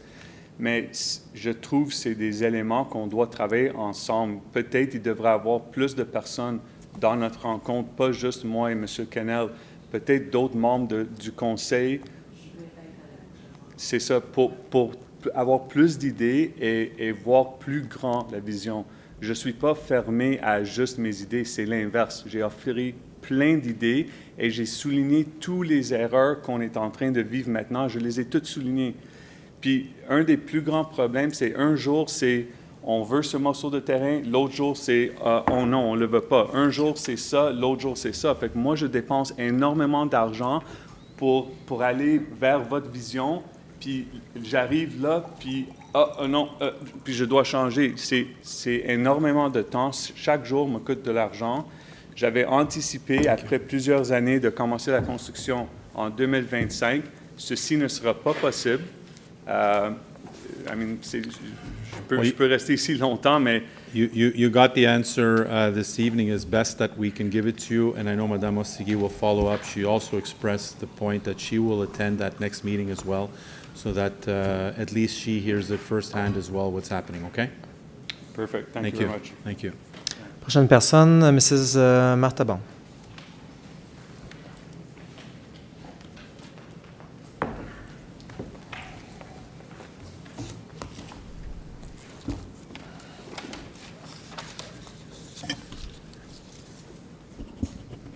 Can you hear me? Yes, I can hear you. Good evening. So the item, which is the draft bylaw 68, which was suspended for 1 month in March, which is to add multifamily housing H3 in the commercial center street zone, both sides of the street, with specific standards and provisions. So I made an access to information and received the minutes, which were missing the answers. There were 2 questions. That was it, even though 3 people were there. So I find that odd, and I see Mr. Cannell's not here, but maybe you can answer those questions. Yes, I'll do my best, Mrs. Bond. Okay. So one person, and I wasn't at the meeting, one person asked if the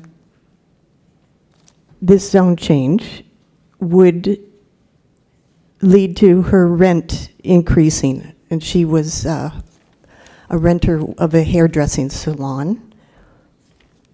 And the other question was, are dwellings required in a building or property that provides or uses a community use? And that was all that was in the minutes. So you got the answers that evening, right? There were no answers. That evening, you didn't get answers? I couldn't attend. Okay. And the minutes have no answers. No, but as far as I understand, because I wasn't at that meeting either, when a question is asked at these meetings, they receive an answer. And, Well, Madame well, Clément if you let me finish, was I'll there. be able to finish my answer. When a question like that is asked at these meetings, it's documented in the minutes as a question being asked and the topic of the question. The answer is never written on the document simply because the answer could lead to many different interpretations. And so that's why we encourage folks to come live to meetings, because then they hear it firsthand. So that is why the answers that's a change. that is why the answers possibly are not on that document. Mr. That's a Bond. change, because I have had to ask for minutes for more than 15 years. Okay. Because they're not posted online, and this is a change. Okay. Why? I mean, I don't know if there's a change, Mrs. Bond. I'll have to verify with our teams. So- Honestly speaking, I have to verify with our teams why that is. And if that was the case once upon a time and it isn't now, I'll make sure I find out about it. But that's all I can tell you this evening. All I know is that's why generally answers aren't put on a document, simply because it could lead to interpretations when somebody has answered the question. And live, that person was answered. Now, was it the answer that they wanted? I don't know. I wasn't there. But all I'm saying is that they got an answer that night. And whatever that answer was, if you know the folks that were at that meeting, maybe you can ask them to know what that answer was. Well, I know the people that were here as well. You're running this. But I know exactly, and what I'm telling exactly. So as you're right about that. And so it's what not I'm my saying, job to Mrs. go Bond, search who. Mrs. Bond, we're not in a debate. I told you this many times. I told you this many times. What I'm going to do, and I told you what I'm going to do, I will verify with our teams No answer. to make sure. Go to the next question, Mr. Gauthier, s'il vous plaît. Okay. Thank you, Mrs. Bond. Mrs. Well, I Bond, did thank you. have another question. It's okay. Thank you, Mrs. Bond. Mr. Gauthier. Well, I want to ask my second question. You can ask it, Mrs. Bond, but I don't have to respond. But if you're going to interject, when I'm answering a question respectfully to you, then I will not answer it. Because we're getting into this debate back and forth, as you always do every council meeting, and we're not going to do it tonight. So if you have a question respectfully, ask it. I will answer it respectfully. And if you don't like that answer, Mrs. Bond, that is the answer. I can't get back and forth with you because, unfortunately, you will not accept any answer I'm going to give you. So ask your second question, Mrs. Bond. You mentioned during the rubrique, the mayor's report, about the 20.01, which is redeveloping the Borough Hall entrance and council room. You didn't mention the cost or the start dates, and will we then be losing the remaining parking spaces by the Borough Hall? Well, the start date is projected at the beginning of June, after our council meeting in June, and will be completed by the council meeting in September. July, we don't sit. In August, we will be using the community center, and that will be announced so that folks know that it's at the community center. At the cultural center. At the cultural center, right in the back here. So, and I mentioned why I mentioned the reasons why we were doing it, and in fact, what led us to do that is the bathrooms that were unfortunately outdated and had to meet today's standards. And we said, if we're going to go through a major expense to redo those facilities, well, why don't we look at the opportunity of modernizing this room and making sure that at least a half of our front entrance is also modernized to meet today's standards. The parking lot is not affected with that at all because we're working indoors. It has nothing to do with the outside. And the cost? On l'a, madame.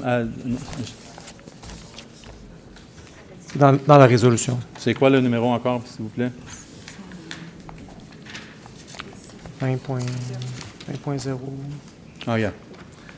So the total cost is $626,000. Okay. Monsieur Gauthier. Je vais avoir besoin d'une prolongation pour 15 minutes, Monsieur le maire. Je propose. Donc, ça sera noté. Prochain intervenant, Mrs. Debbie Johnson.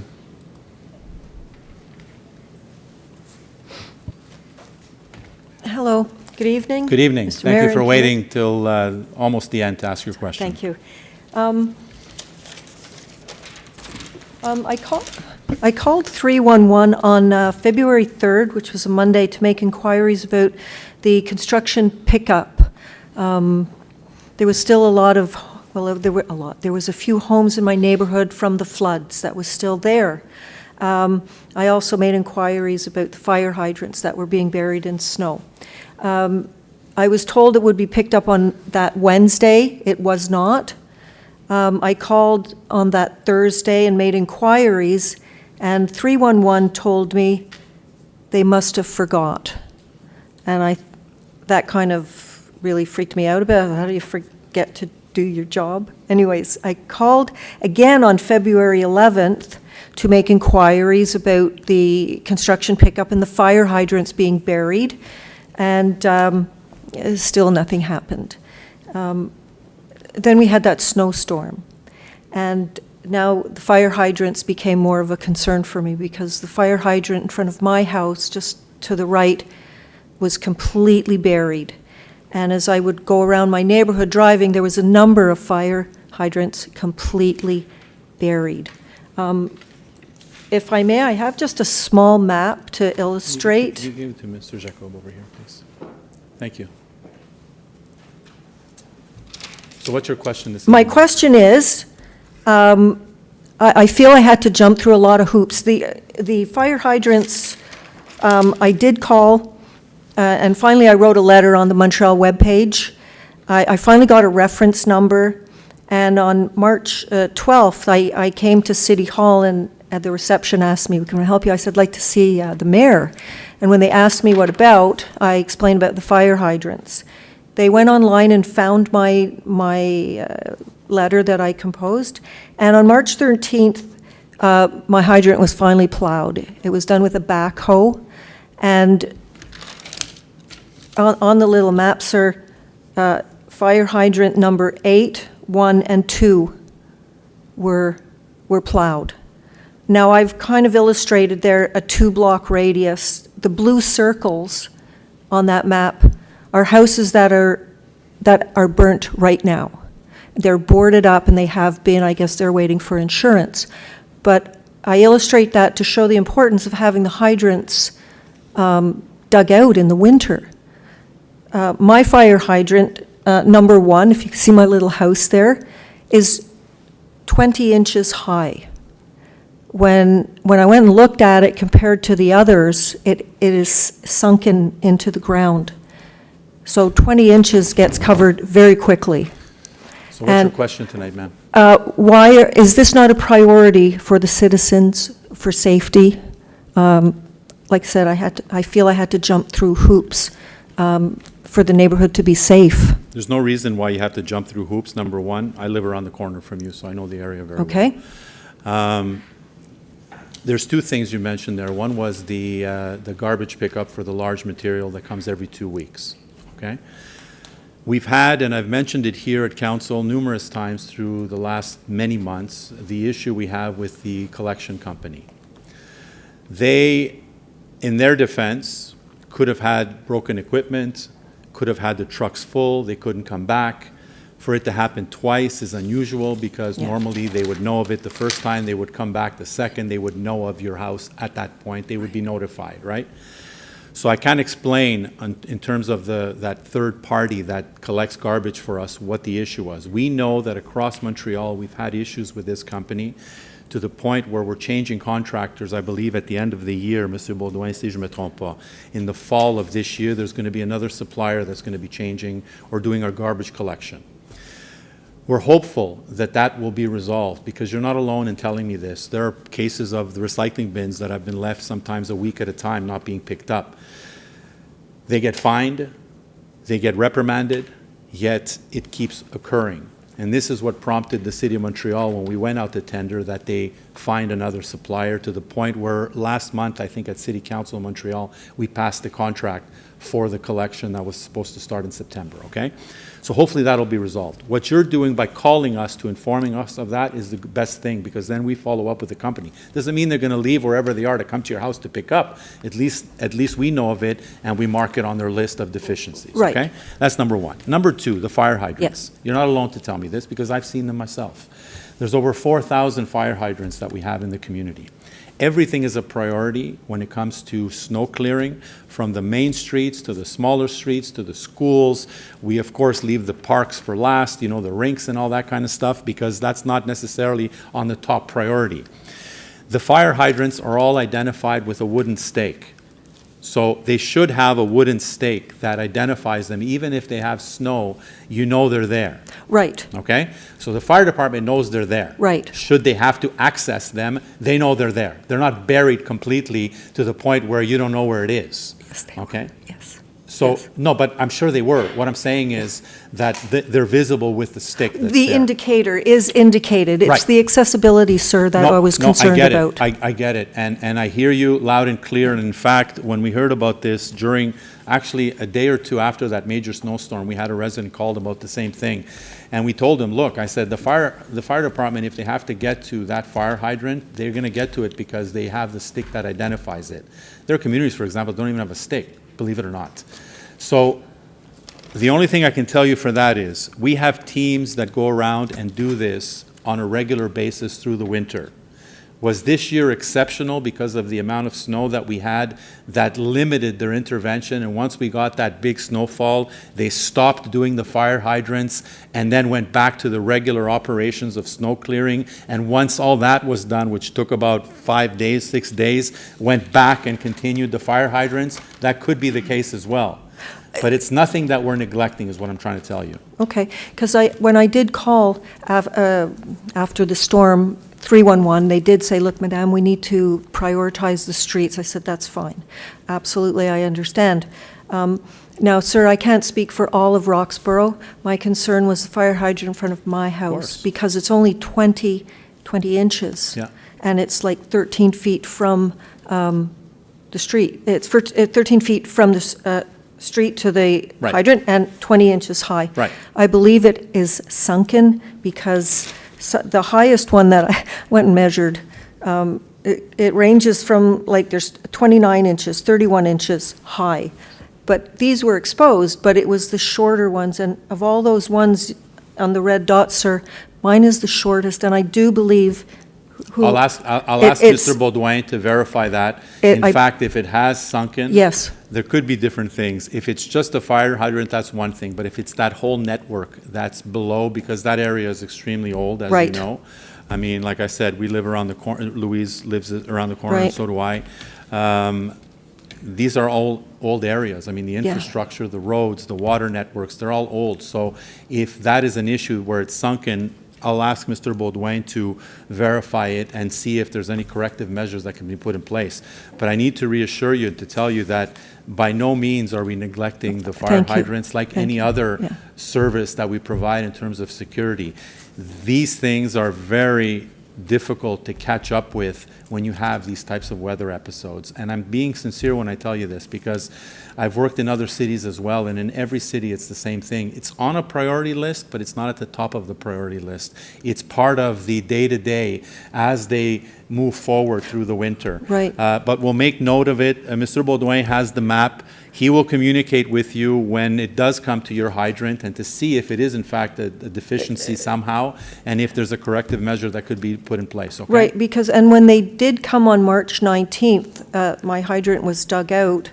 There was only 3 in my area that were dug out, as opposed to, if you see on 8th Avenue, I saw. there's 1, 2, 3, 4, 2 were dug out. And mine was 1, which was all I really cared about, because mine is the shortest at 20 inches. Yeah, I don't know why that is. I'll let Mr. Baudouin, his experts, figure it out and then try to let us both know what the situation was. Yeah, I just wanted to talk about that because as a citizen, I felt neglected and that my safety was anyway, so I wanted to come and talk about that. I think you're right to do so, and I appreciate it. And I'm sure there's a better explanation than what I'm giving you tonight, and I'll wait for Mr. Baudouin and his team to come up with that, okay? He'll call you. Oh, okay, that's what I was going to ask. Will somebody contact me? He will call you, or somebody from my office will call you without fail, okay? Thank you so much. All right, you have a good night. Prochain intervenant, Monsieur Mario Sionnet.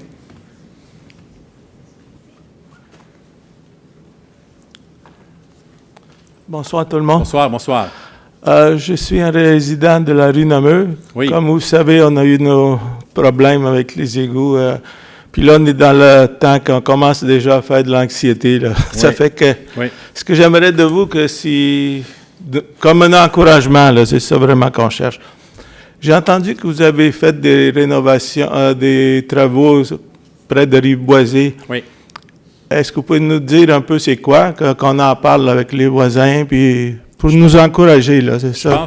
Merci beaucoup pour la question. Effectivement, on a annoncé sur le site Web, sur les médias sociaux aussi, les travaux qu'on a faits, pas juste sur Rive-Boisée, qu'on est en train de compléter, mais aussi dans le stationnement des travaux publics, qui va remplacer les mesures qu'on mettait au bout de Marina Center, avec les bâtards d'eau dans l'eau, pour fermer le tuyau, l'émisseur et les pompes qu'on mettait.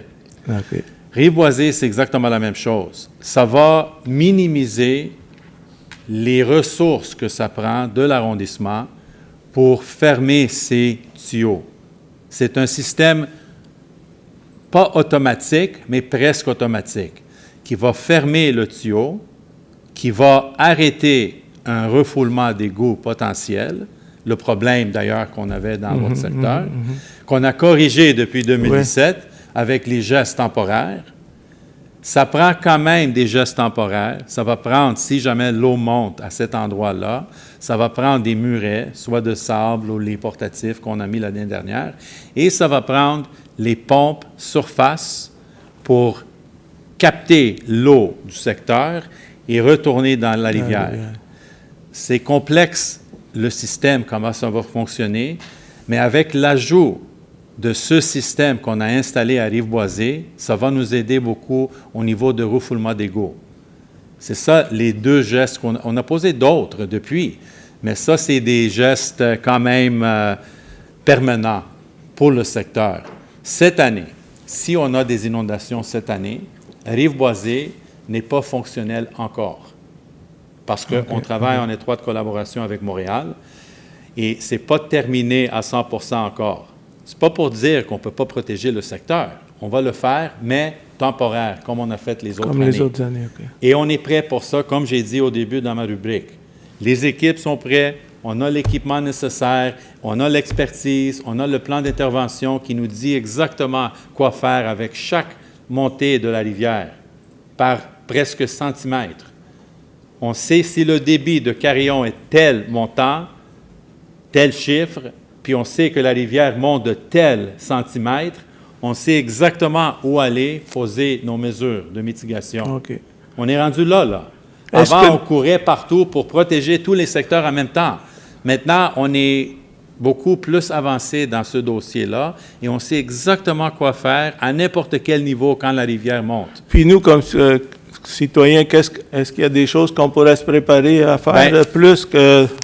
Vous avez tout à fait une excellente question et c'est pour cette raison que Mme Lagarde, que j'ai mentionné au début avec le petit livret qu'on distribue, Mme Lagarde peut vous donner aussi un livret ce soir parce qu'on planifie ça pour faire la distribution. Mais de toute façon, toute l'information est disponible sur le site Web selon l'onglet inondation. Je pense que l'information se trouve à cet endroit-là. Madame Leroux, il faut vérifier juste pour être certain que l'information au niveau des citoyens, comment se protéger, se trouve sur le site Web, s'il vous plaît. Mais je pense que je l'ai vu la dernière fois. Mais entre-temps, il faut se préparer chez vous. On ne peut pas, nous, rentrer dans votre propriété et faire. Et la raison pourquoi on a distribué tous ces sacs dans le passé, ça, c'est la deuxième étape. Nous, la première étape, c'est de protéger l'infrastructure de l'arrondissement. Les rues, les bâtiments de la ville, les équipements, etc. Le reste, comme les résidences, comme les palettes de sable qu'on a distribuées par résidence. Imaginez, sur la carte, on sait exactement quelle maison, si on a une inondation, vont inonder. Et à ce moment-là, selon le plan d'intervention, selon l'auteur de la rivière, on sait exactement où aller porter ces sacs de sable. Oui, vous les avez portés la dernière fois. Oui. Et on est loin de ça encore. Mais Dame Nature, écoutez, ça peut changer. Mais pour le moment, comme j'ai mentionné, on est très stable. Puis de qu'est-ce que j'ai vu cet après-midi, on est à la baisse. Un peu. On verra qu'est-ce qui se passe dans les semaines à venir, mais pour le moment, on est bien. On se croise les On doigts. croise les doigts. Merci. Merci. OK. Pardon, ils m'ont rappelé que le site Internet, on a fait la mise à jour pour les inondations le 17 mars. Le 17 mars. Ça veut dire que l'information se trouve sur le site web déjà. Merci. Et encore, si vous avez des questions, n'hésitez pas, vous pouvez venir ici, vous pouvez contacter les élus sans problème. Et de toute façon, on va se trouver dans 2 semaines dans votre secteur, porte à porte. On va distribuer le dépliant. On va parler avec les résidents aussi de voir et de vous rassurer, surtout vous rassurer qu'on est là pour faire le plus possible pour protéger la communauté. D'accord? Merci beaucoup. Allez, bonsoir. Bonne soirée. Oui.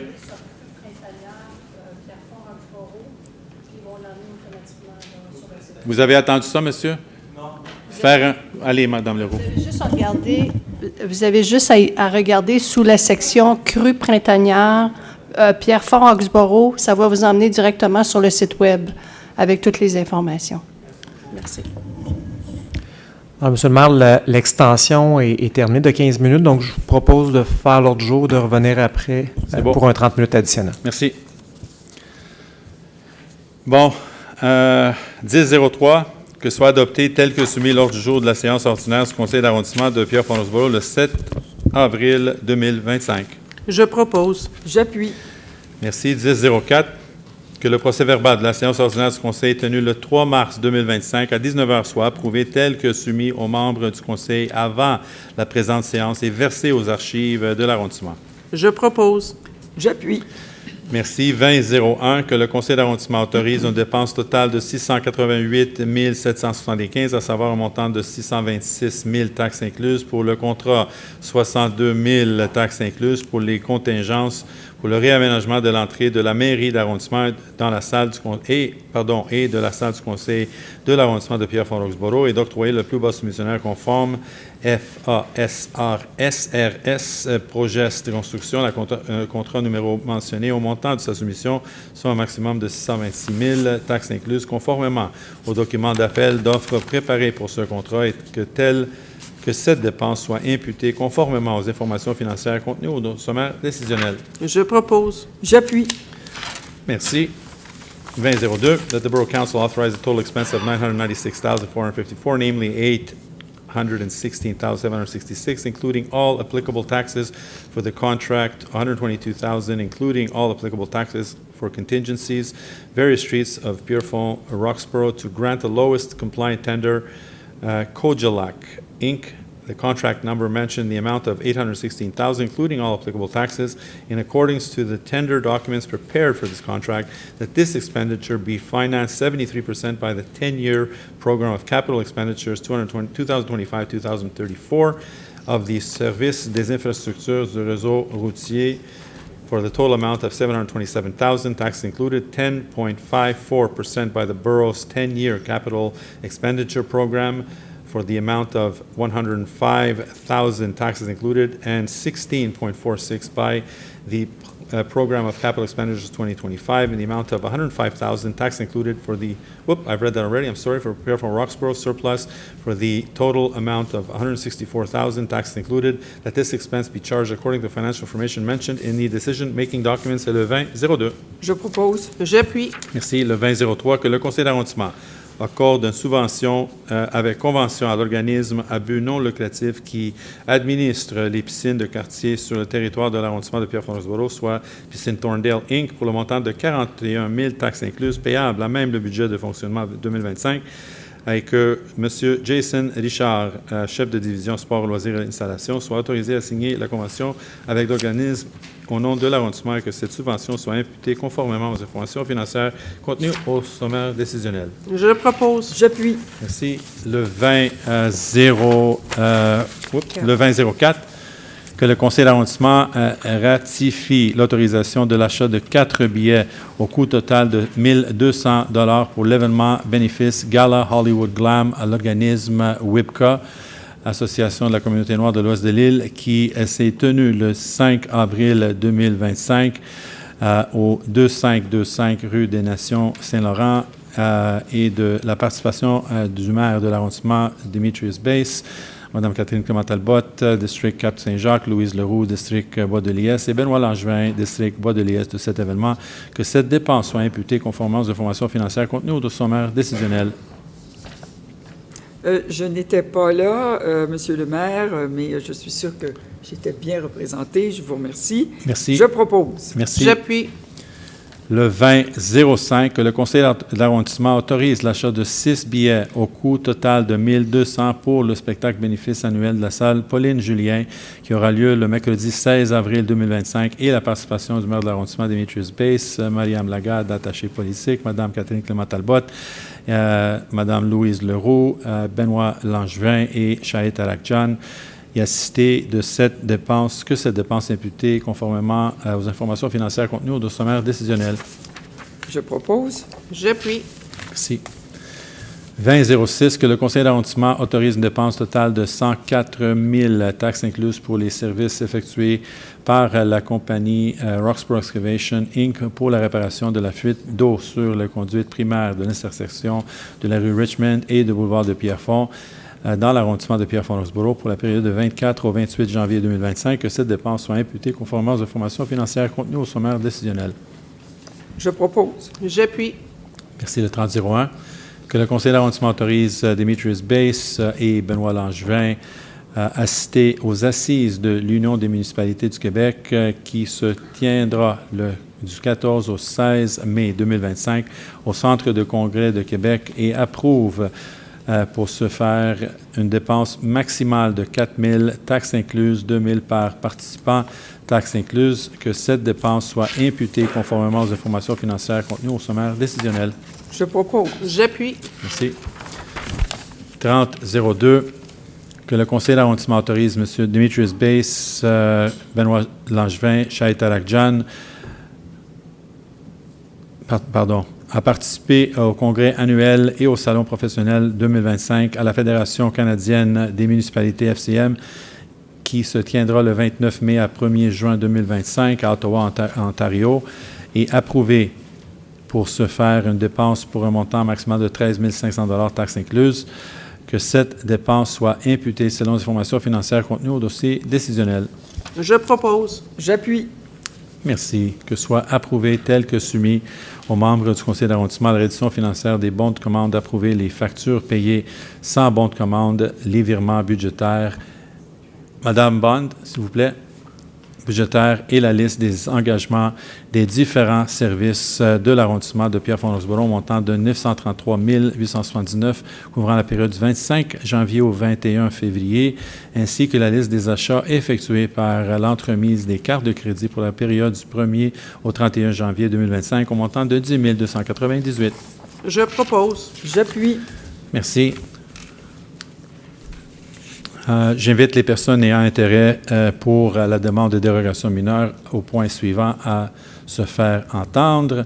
Le 40-01, que le Conseil d'arrondissement approuve la demande de dérogation mineure au règlement du zonage mentionné visant à permettre pour l'habitation multifamiliale isolée située au lot mentionné au 16 740 boulevard de Pierrefonds, une allée d'accès largeur de 1,8 mètres au lieu du minimum de 4,5 mètres, tel que requis à l'article 192 du règlement du zonage indiqué, pour l'allée d'accès soit située à 1 mètre au lieu de 1,2 mètre du mur du bâtiment sur les deux lots, au lieu du même terrain que l'espace de stationnement qu'elle dessert, tel que requis à l'article 184 du règlement de zonage, selon la modalité suivante. Une servitude réelle doit être publiée concernant l'usage en commun de l'allée d'accès entre les lots indiqués. 40-01. Je propose. J'appuie. Merci. Le 40-02, que le Conseil d'arrondissement adopte le second projet de règlement indiqué modifiant le règlement de zonage comme indiqué afin d'ajouter l'usage habitation multifamiliale dans la zone C74241 ainsi que les normes et dispositions spécifiques qui s'y rattachent. Je propose. J'appuie.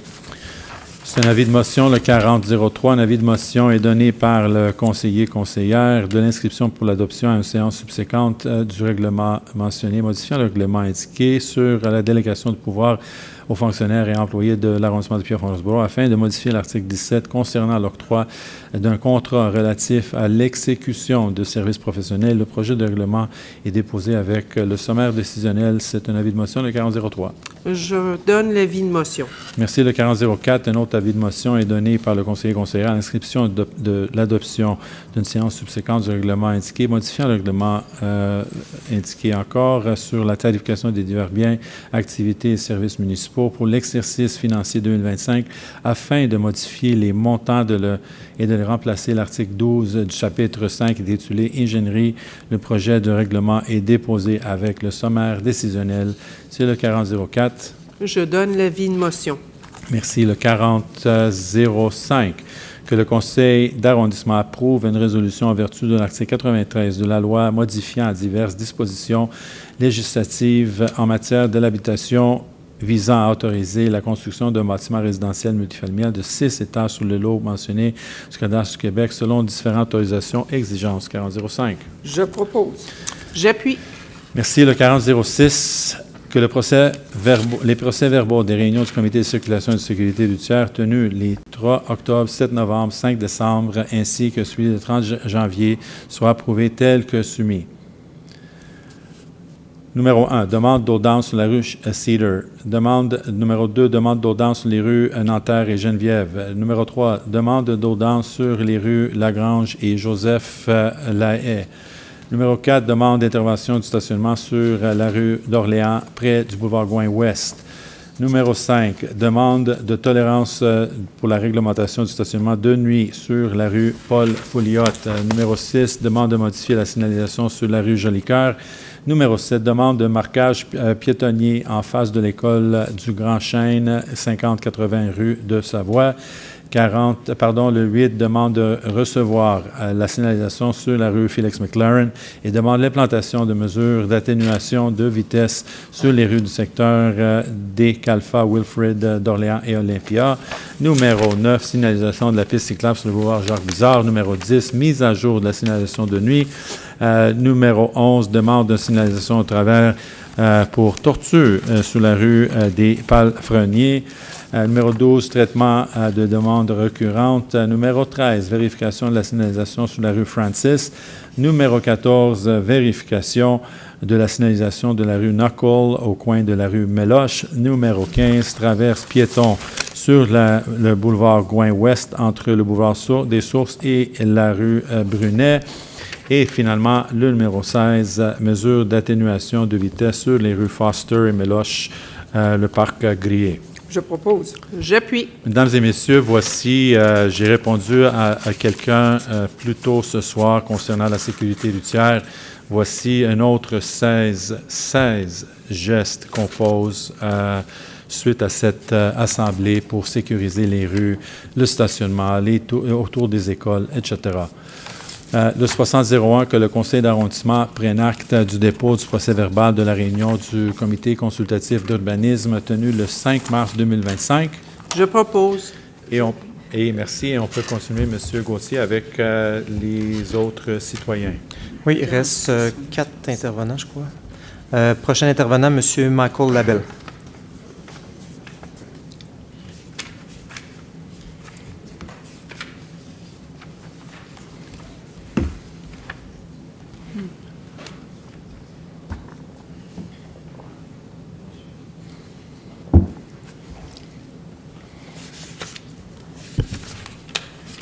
On m'entend?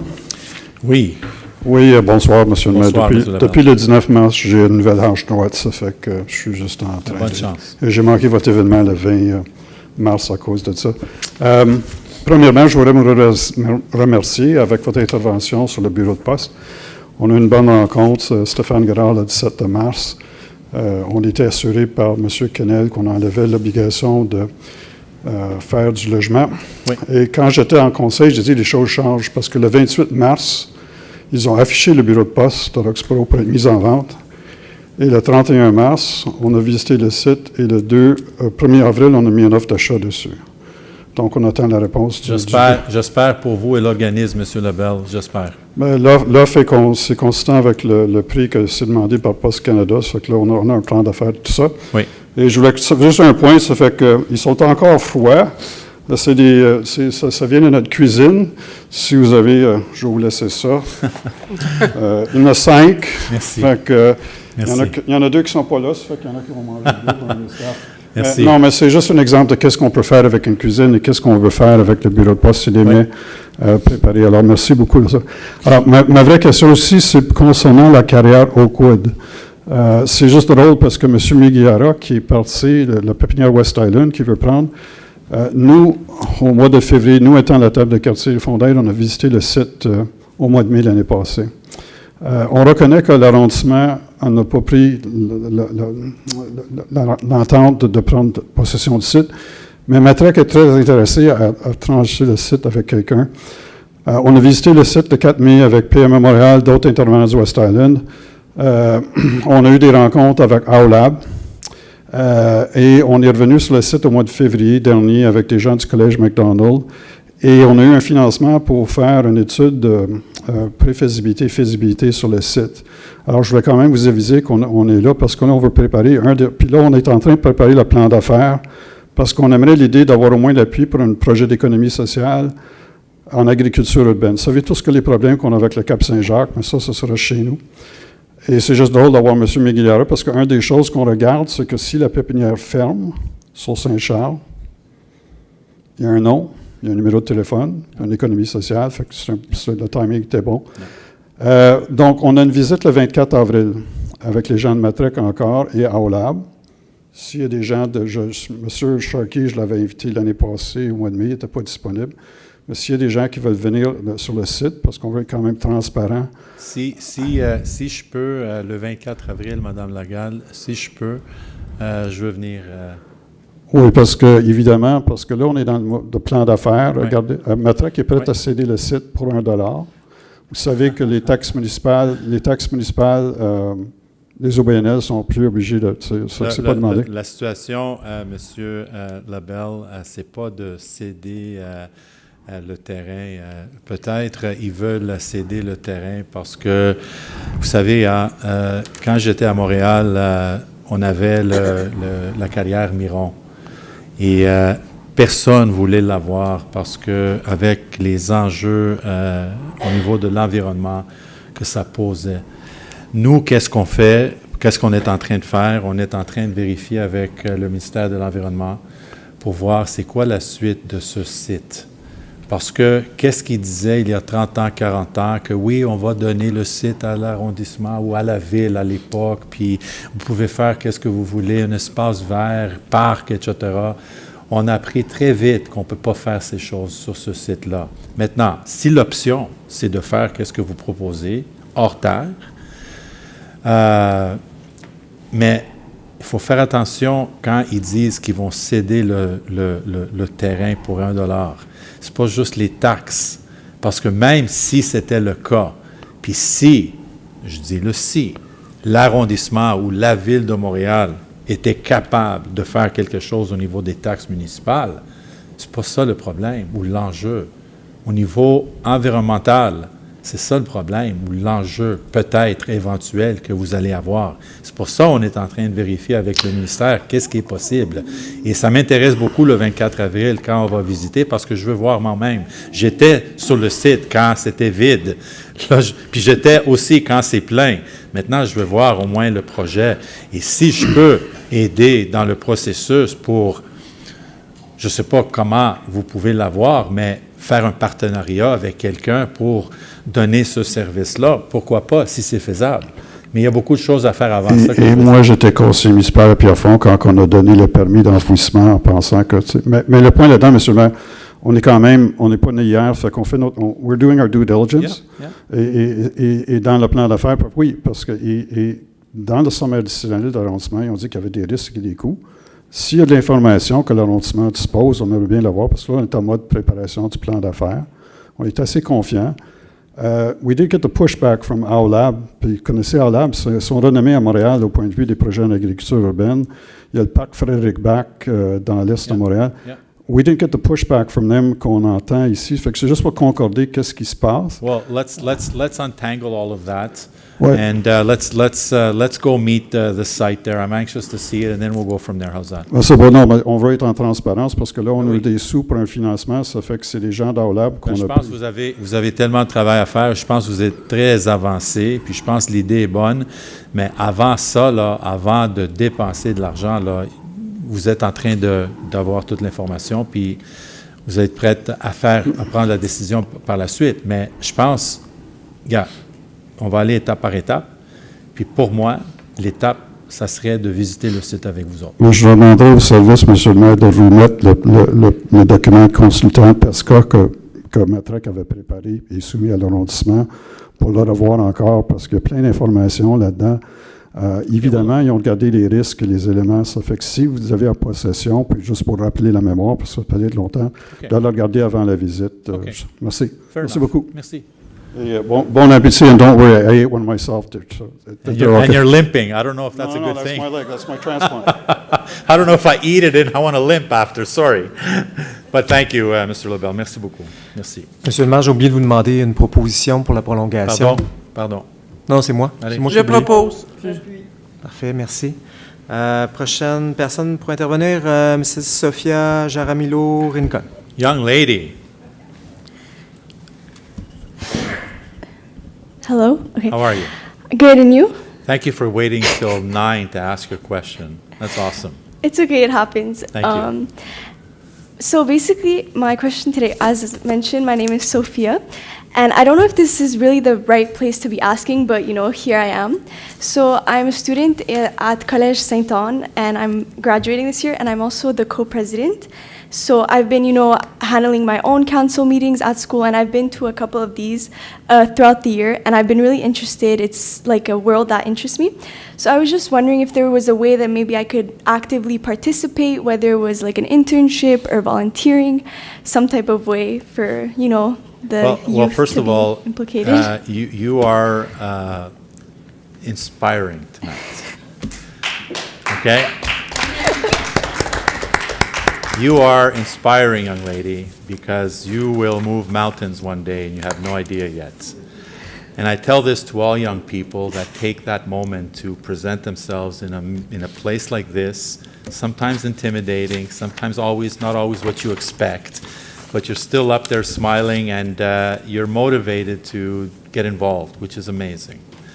So what we're going to do is we're going to make sure that, number one, you mentioned two things, internships and volunteering. In what capacity, I can't tell you. I know internships are a little more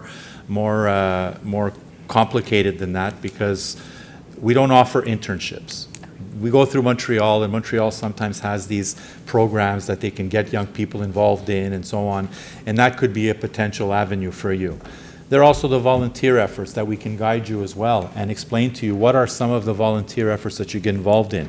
Is it through the different organizations? Is it through the West Island Volunteer Bureau where they have a list of things that people can volunteer for? We'll help you. So first step is Mr. Richard and his team will contact you, okay? And you guys will sit down and you look at some of the opportunities. He'll put everything on the table for you and you'll see what interests you. What are you studying and what do you want to be? Well, right now I'm still in high school, but I got into honors commerce at John Abbott. You're awesome. So I'll be going there, and then... So happy you didn't say politics because it's a rough game. It's a rough game. Yeah, I saw tonight how it gets, but no, either like law maybe that interests me, Beautiful. Finance, business administration. Beautiful. So And your that's like motivation for wanting to be volunteered in a city, why? Well, as I mentioned, like I've been, I'm the co-president at my school, but I've also been the president of my grade for the past couple of years. So I've had to do my own projects. For example, we brought back the cheer team that wasn't there because of COVID.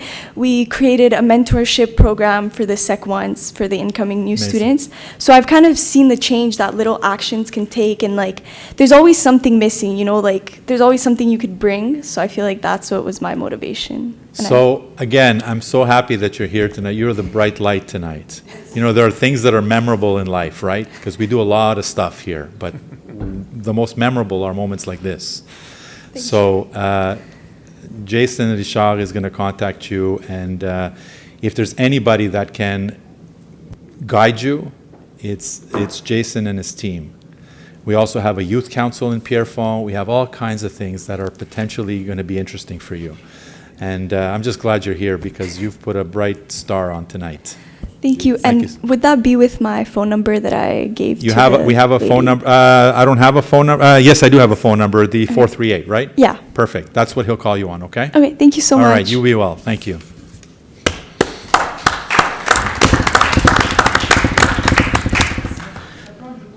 Ben oui. Ben oui. De toute façon, c'est le futur. J'ai dit à mes filles, comme j'ai dit, ma fille est enseignante et ma plus jeune va à Beaubois, puis they're studying political science next. Puis là, she goes, Daddy, she goes, can you give me some ins, on political science? And I always tell my kids, take your place, because nobody's going to give it to you. And this young lady today took her place. So that's what's inspiring about tonight for me. So I'm very proud of you, and I'm happy that you're here tonight. Well done. Monsieur Gauthier. Prochaine intervenant, Madame Rigaud Colette, ou Colette Rigaud. Elle a quitté. Elle a quitté. Madame Benavides. Oui, Madame Elena Benavides.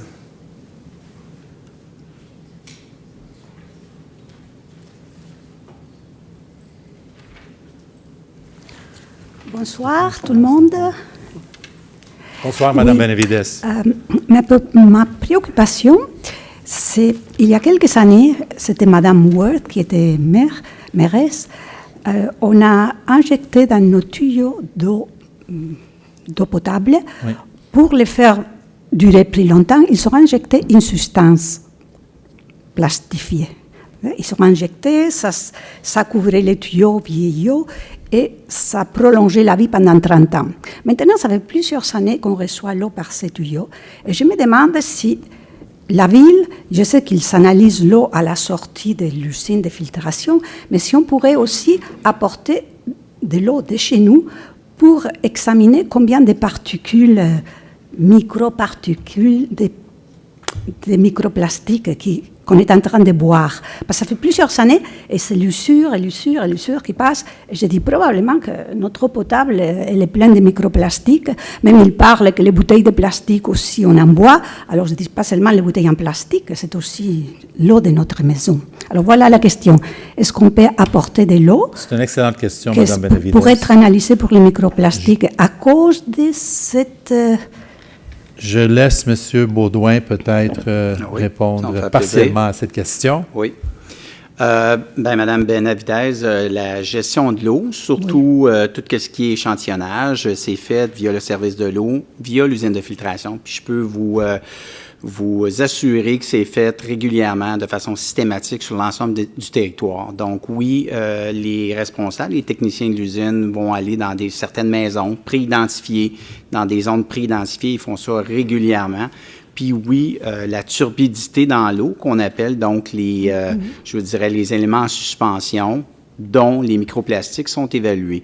S'il y avait eu des enjeux, c'est sûr et certain qu'à la DTP, à la Direction des Travaux publics, on aurait été informé par le service de l'eau via l'usine et on aurait été faire du rinçage, on aurait eu des mandats là, pour faire des vérifications plus importantes.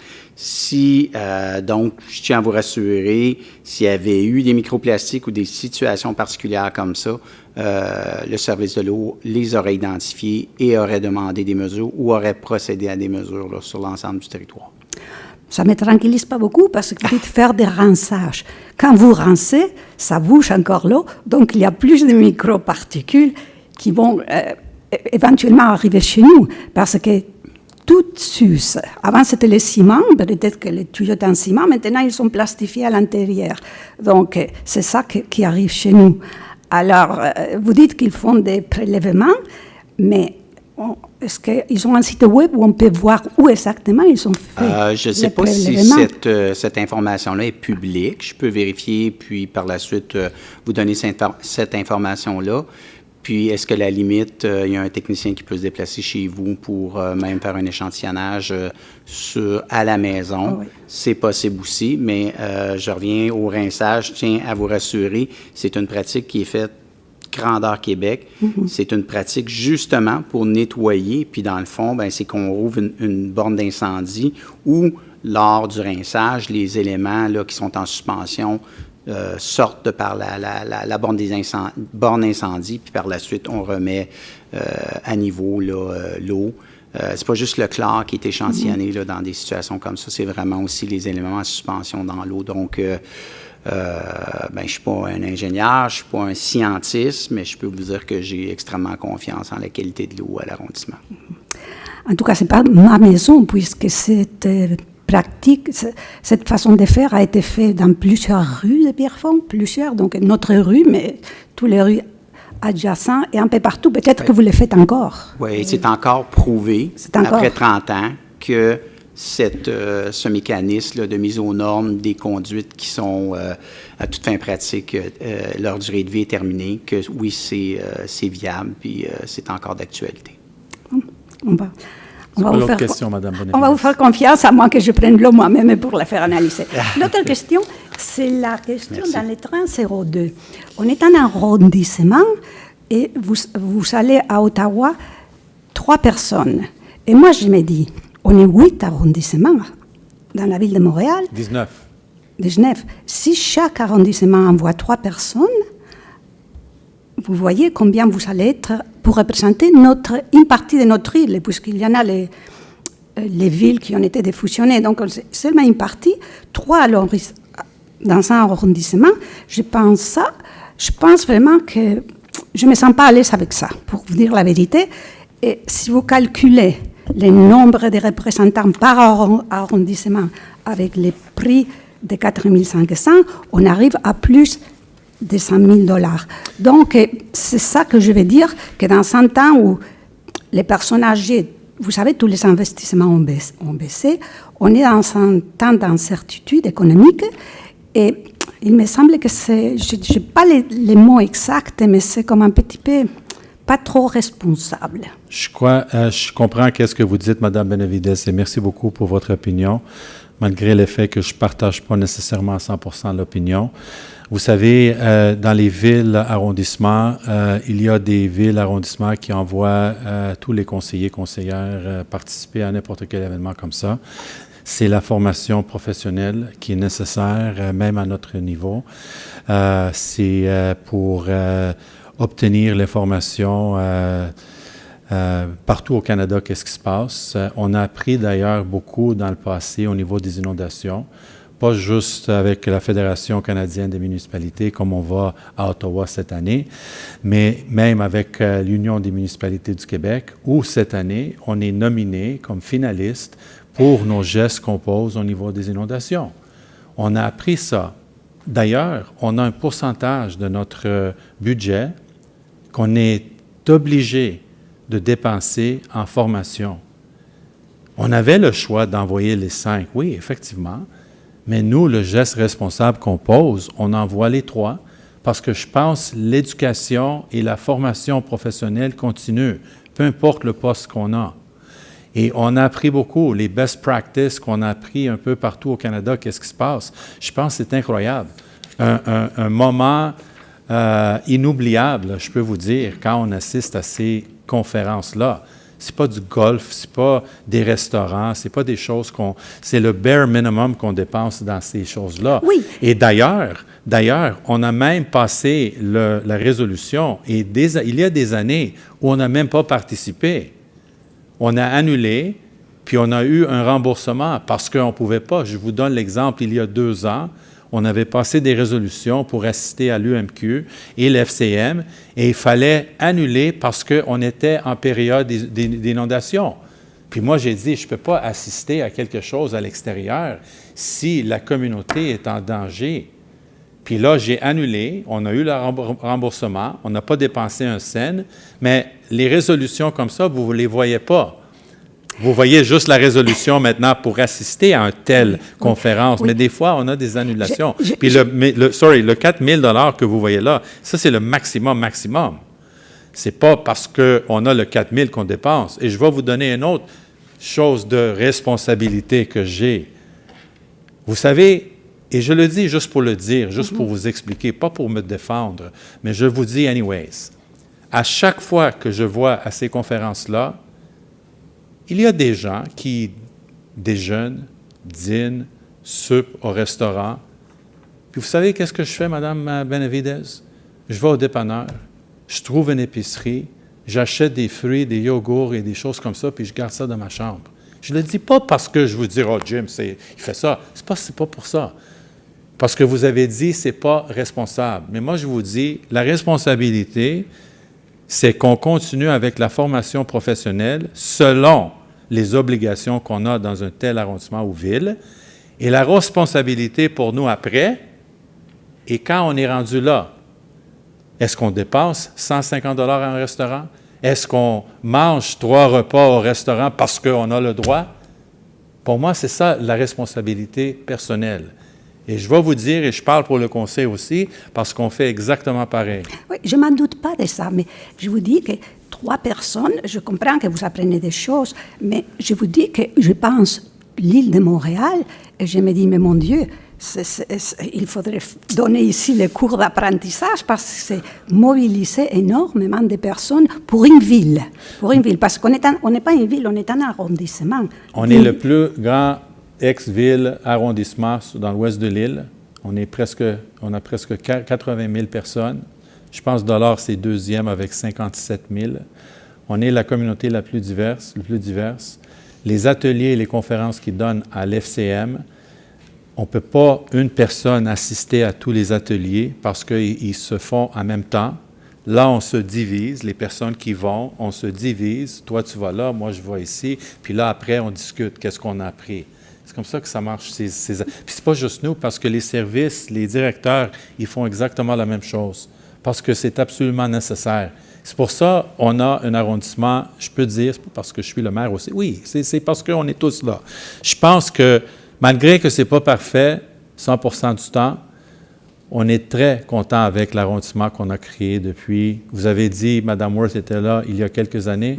Ça fait 12 ans que je suis le maire. Oui. Ça veut dire c'est plus que quelques années. Ça veut dire qu'on a fait beaucoup de choses. Encore, on a beaucoup de choses à faire, Mme Benavidez, mais surtout, j'apprécie à chaque moment que vous posez les questions parce que vous avez le droit, malgré que ce fois-ci, je ne suis pas tout à fait en accord avec vous. Mais bon, au moins, j'ai le droit de la poser parce que pour moi, c'était important. Sinon, je me sentais mal à l'aise. Et je n'aime pas me sentir mal à l'aise. Merci de le dire. On peut vous dire merci quand même de nous avoir bouché beaucoup. Merci de le dire, Mme Benavidez. Merci. Comment ça s'appelle, des nids de poules que nous avez bouchés très vite. C'est la saison. C'est la saison. Merci pour ça. Non, on voit le travail quand même. On n'est pas aveugle. On voit le travail.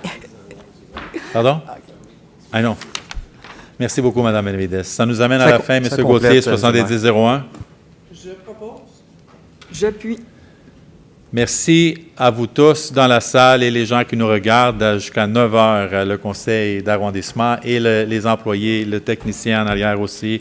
Le technicien est caché, mais sans lui, on ne peut pas faire la web diffusion. Merci beaucoup. Et à vous tous, have a great evening and we'll see you again in a month's time. Merci beaucoup.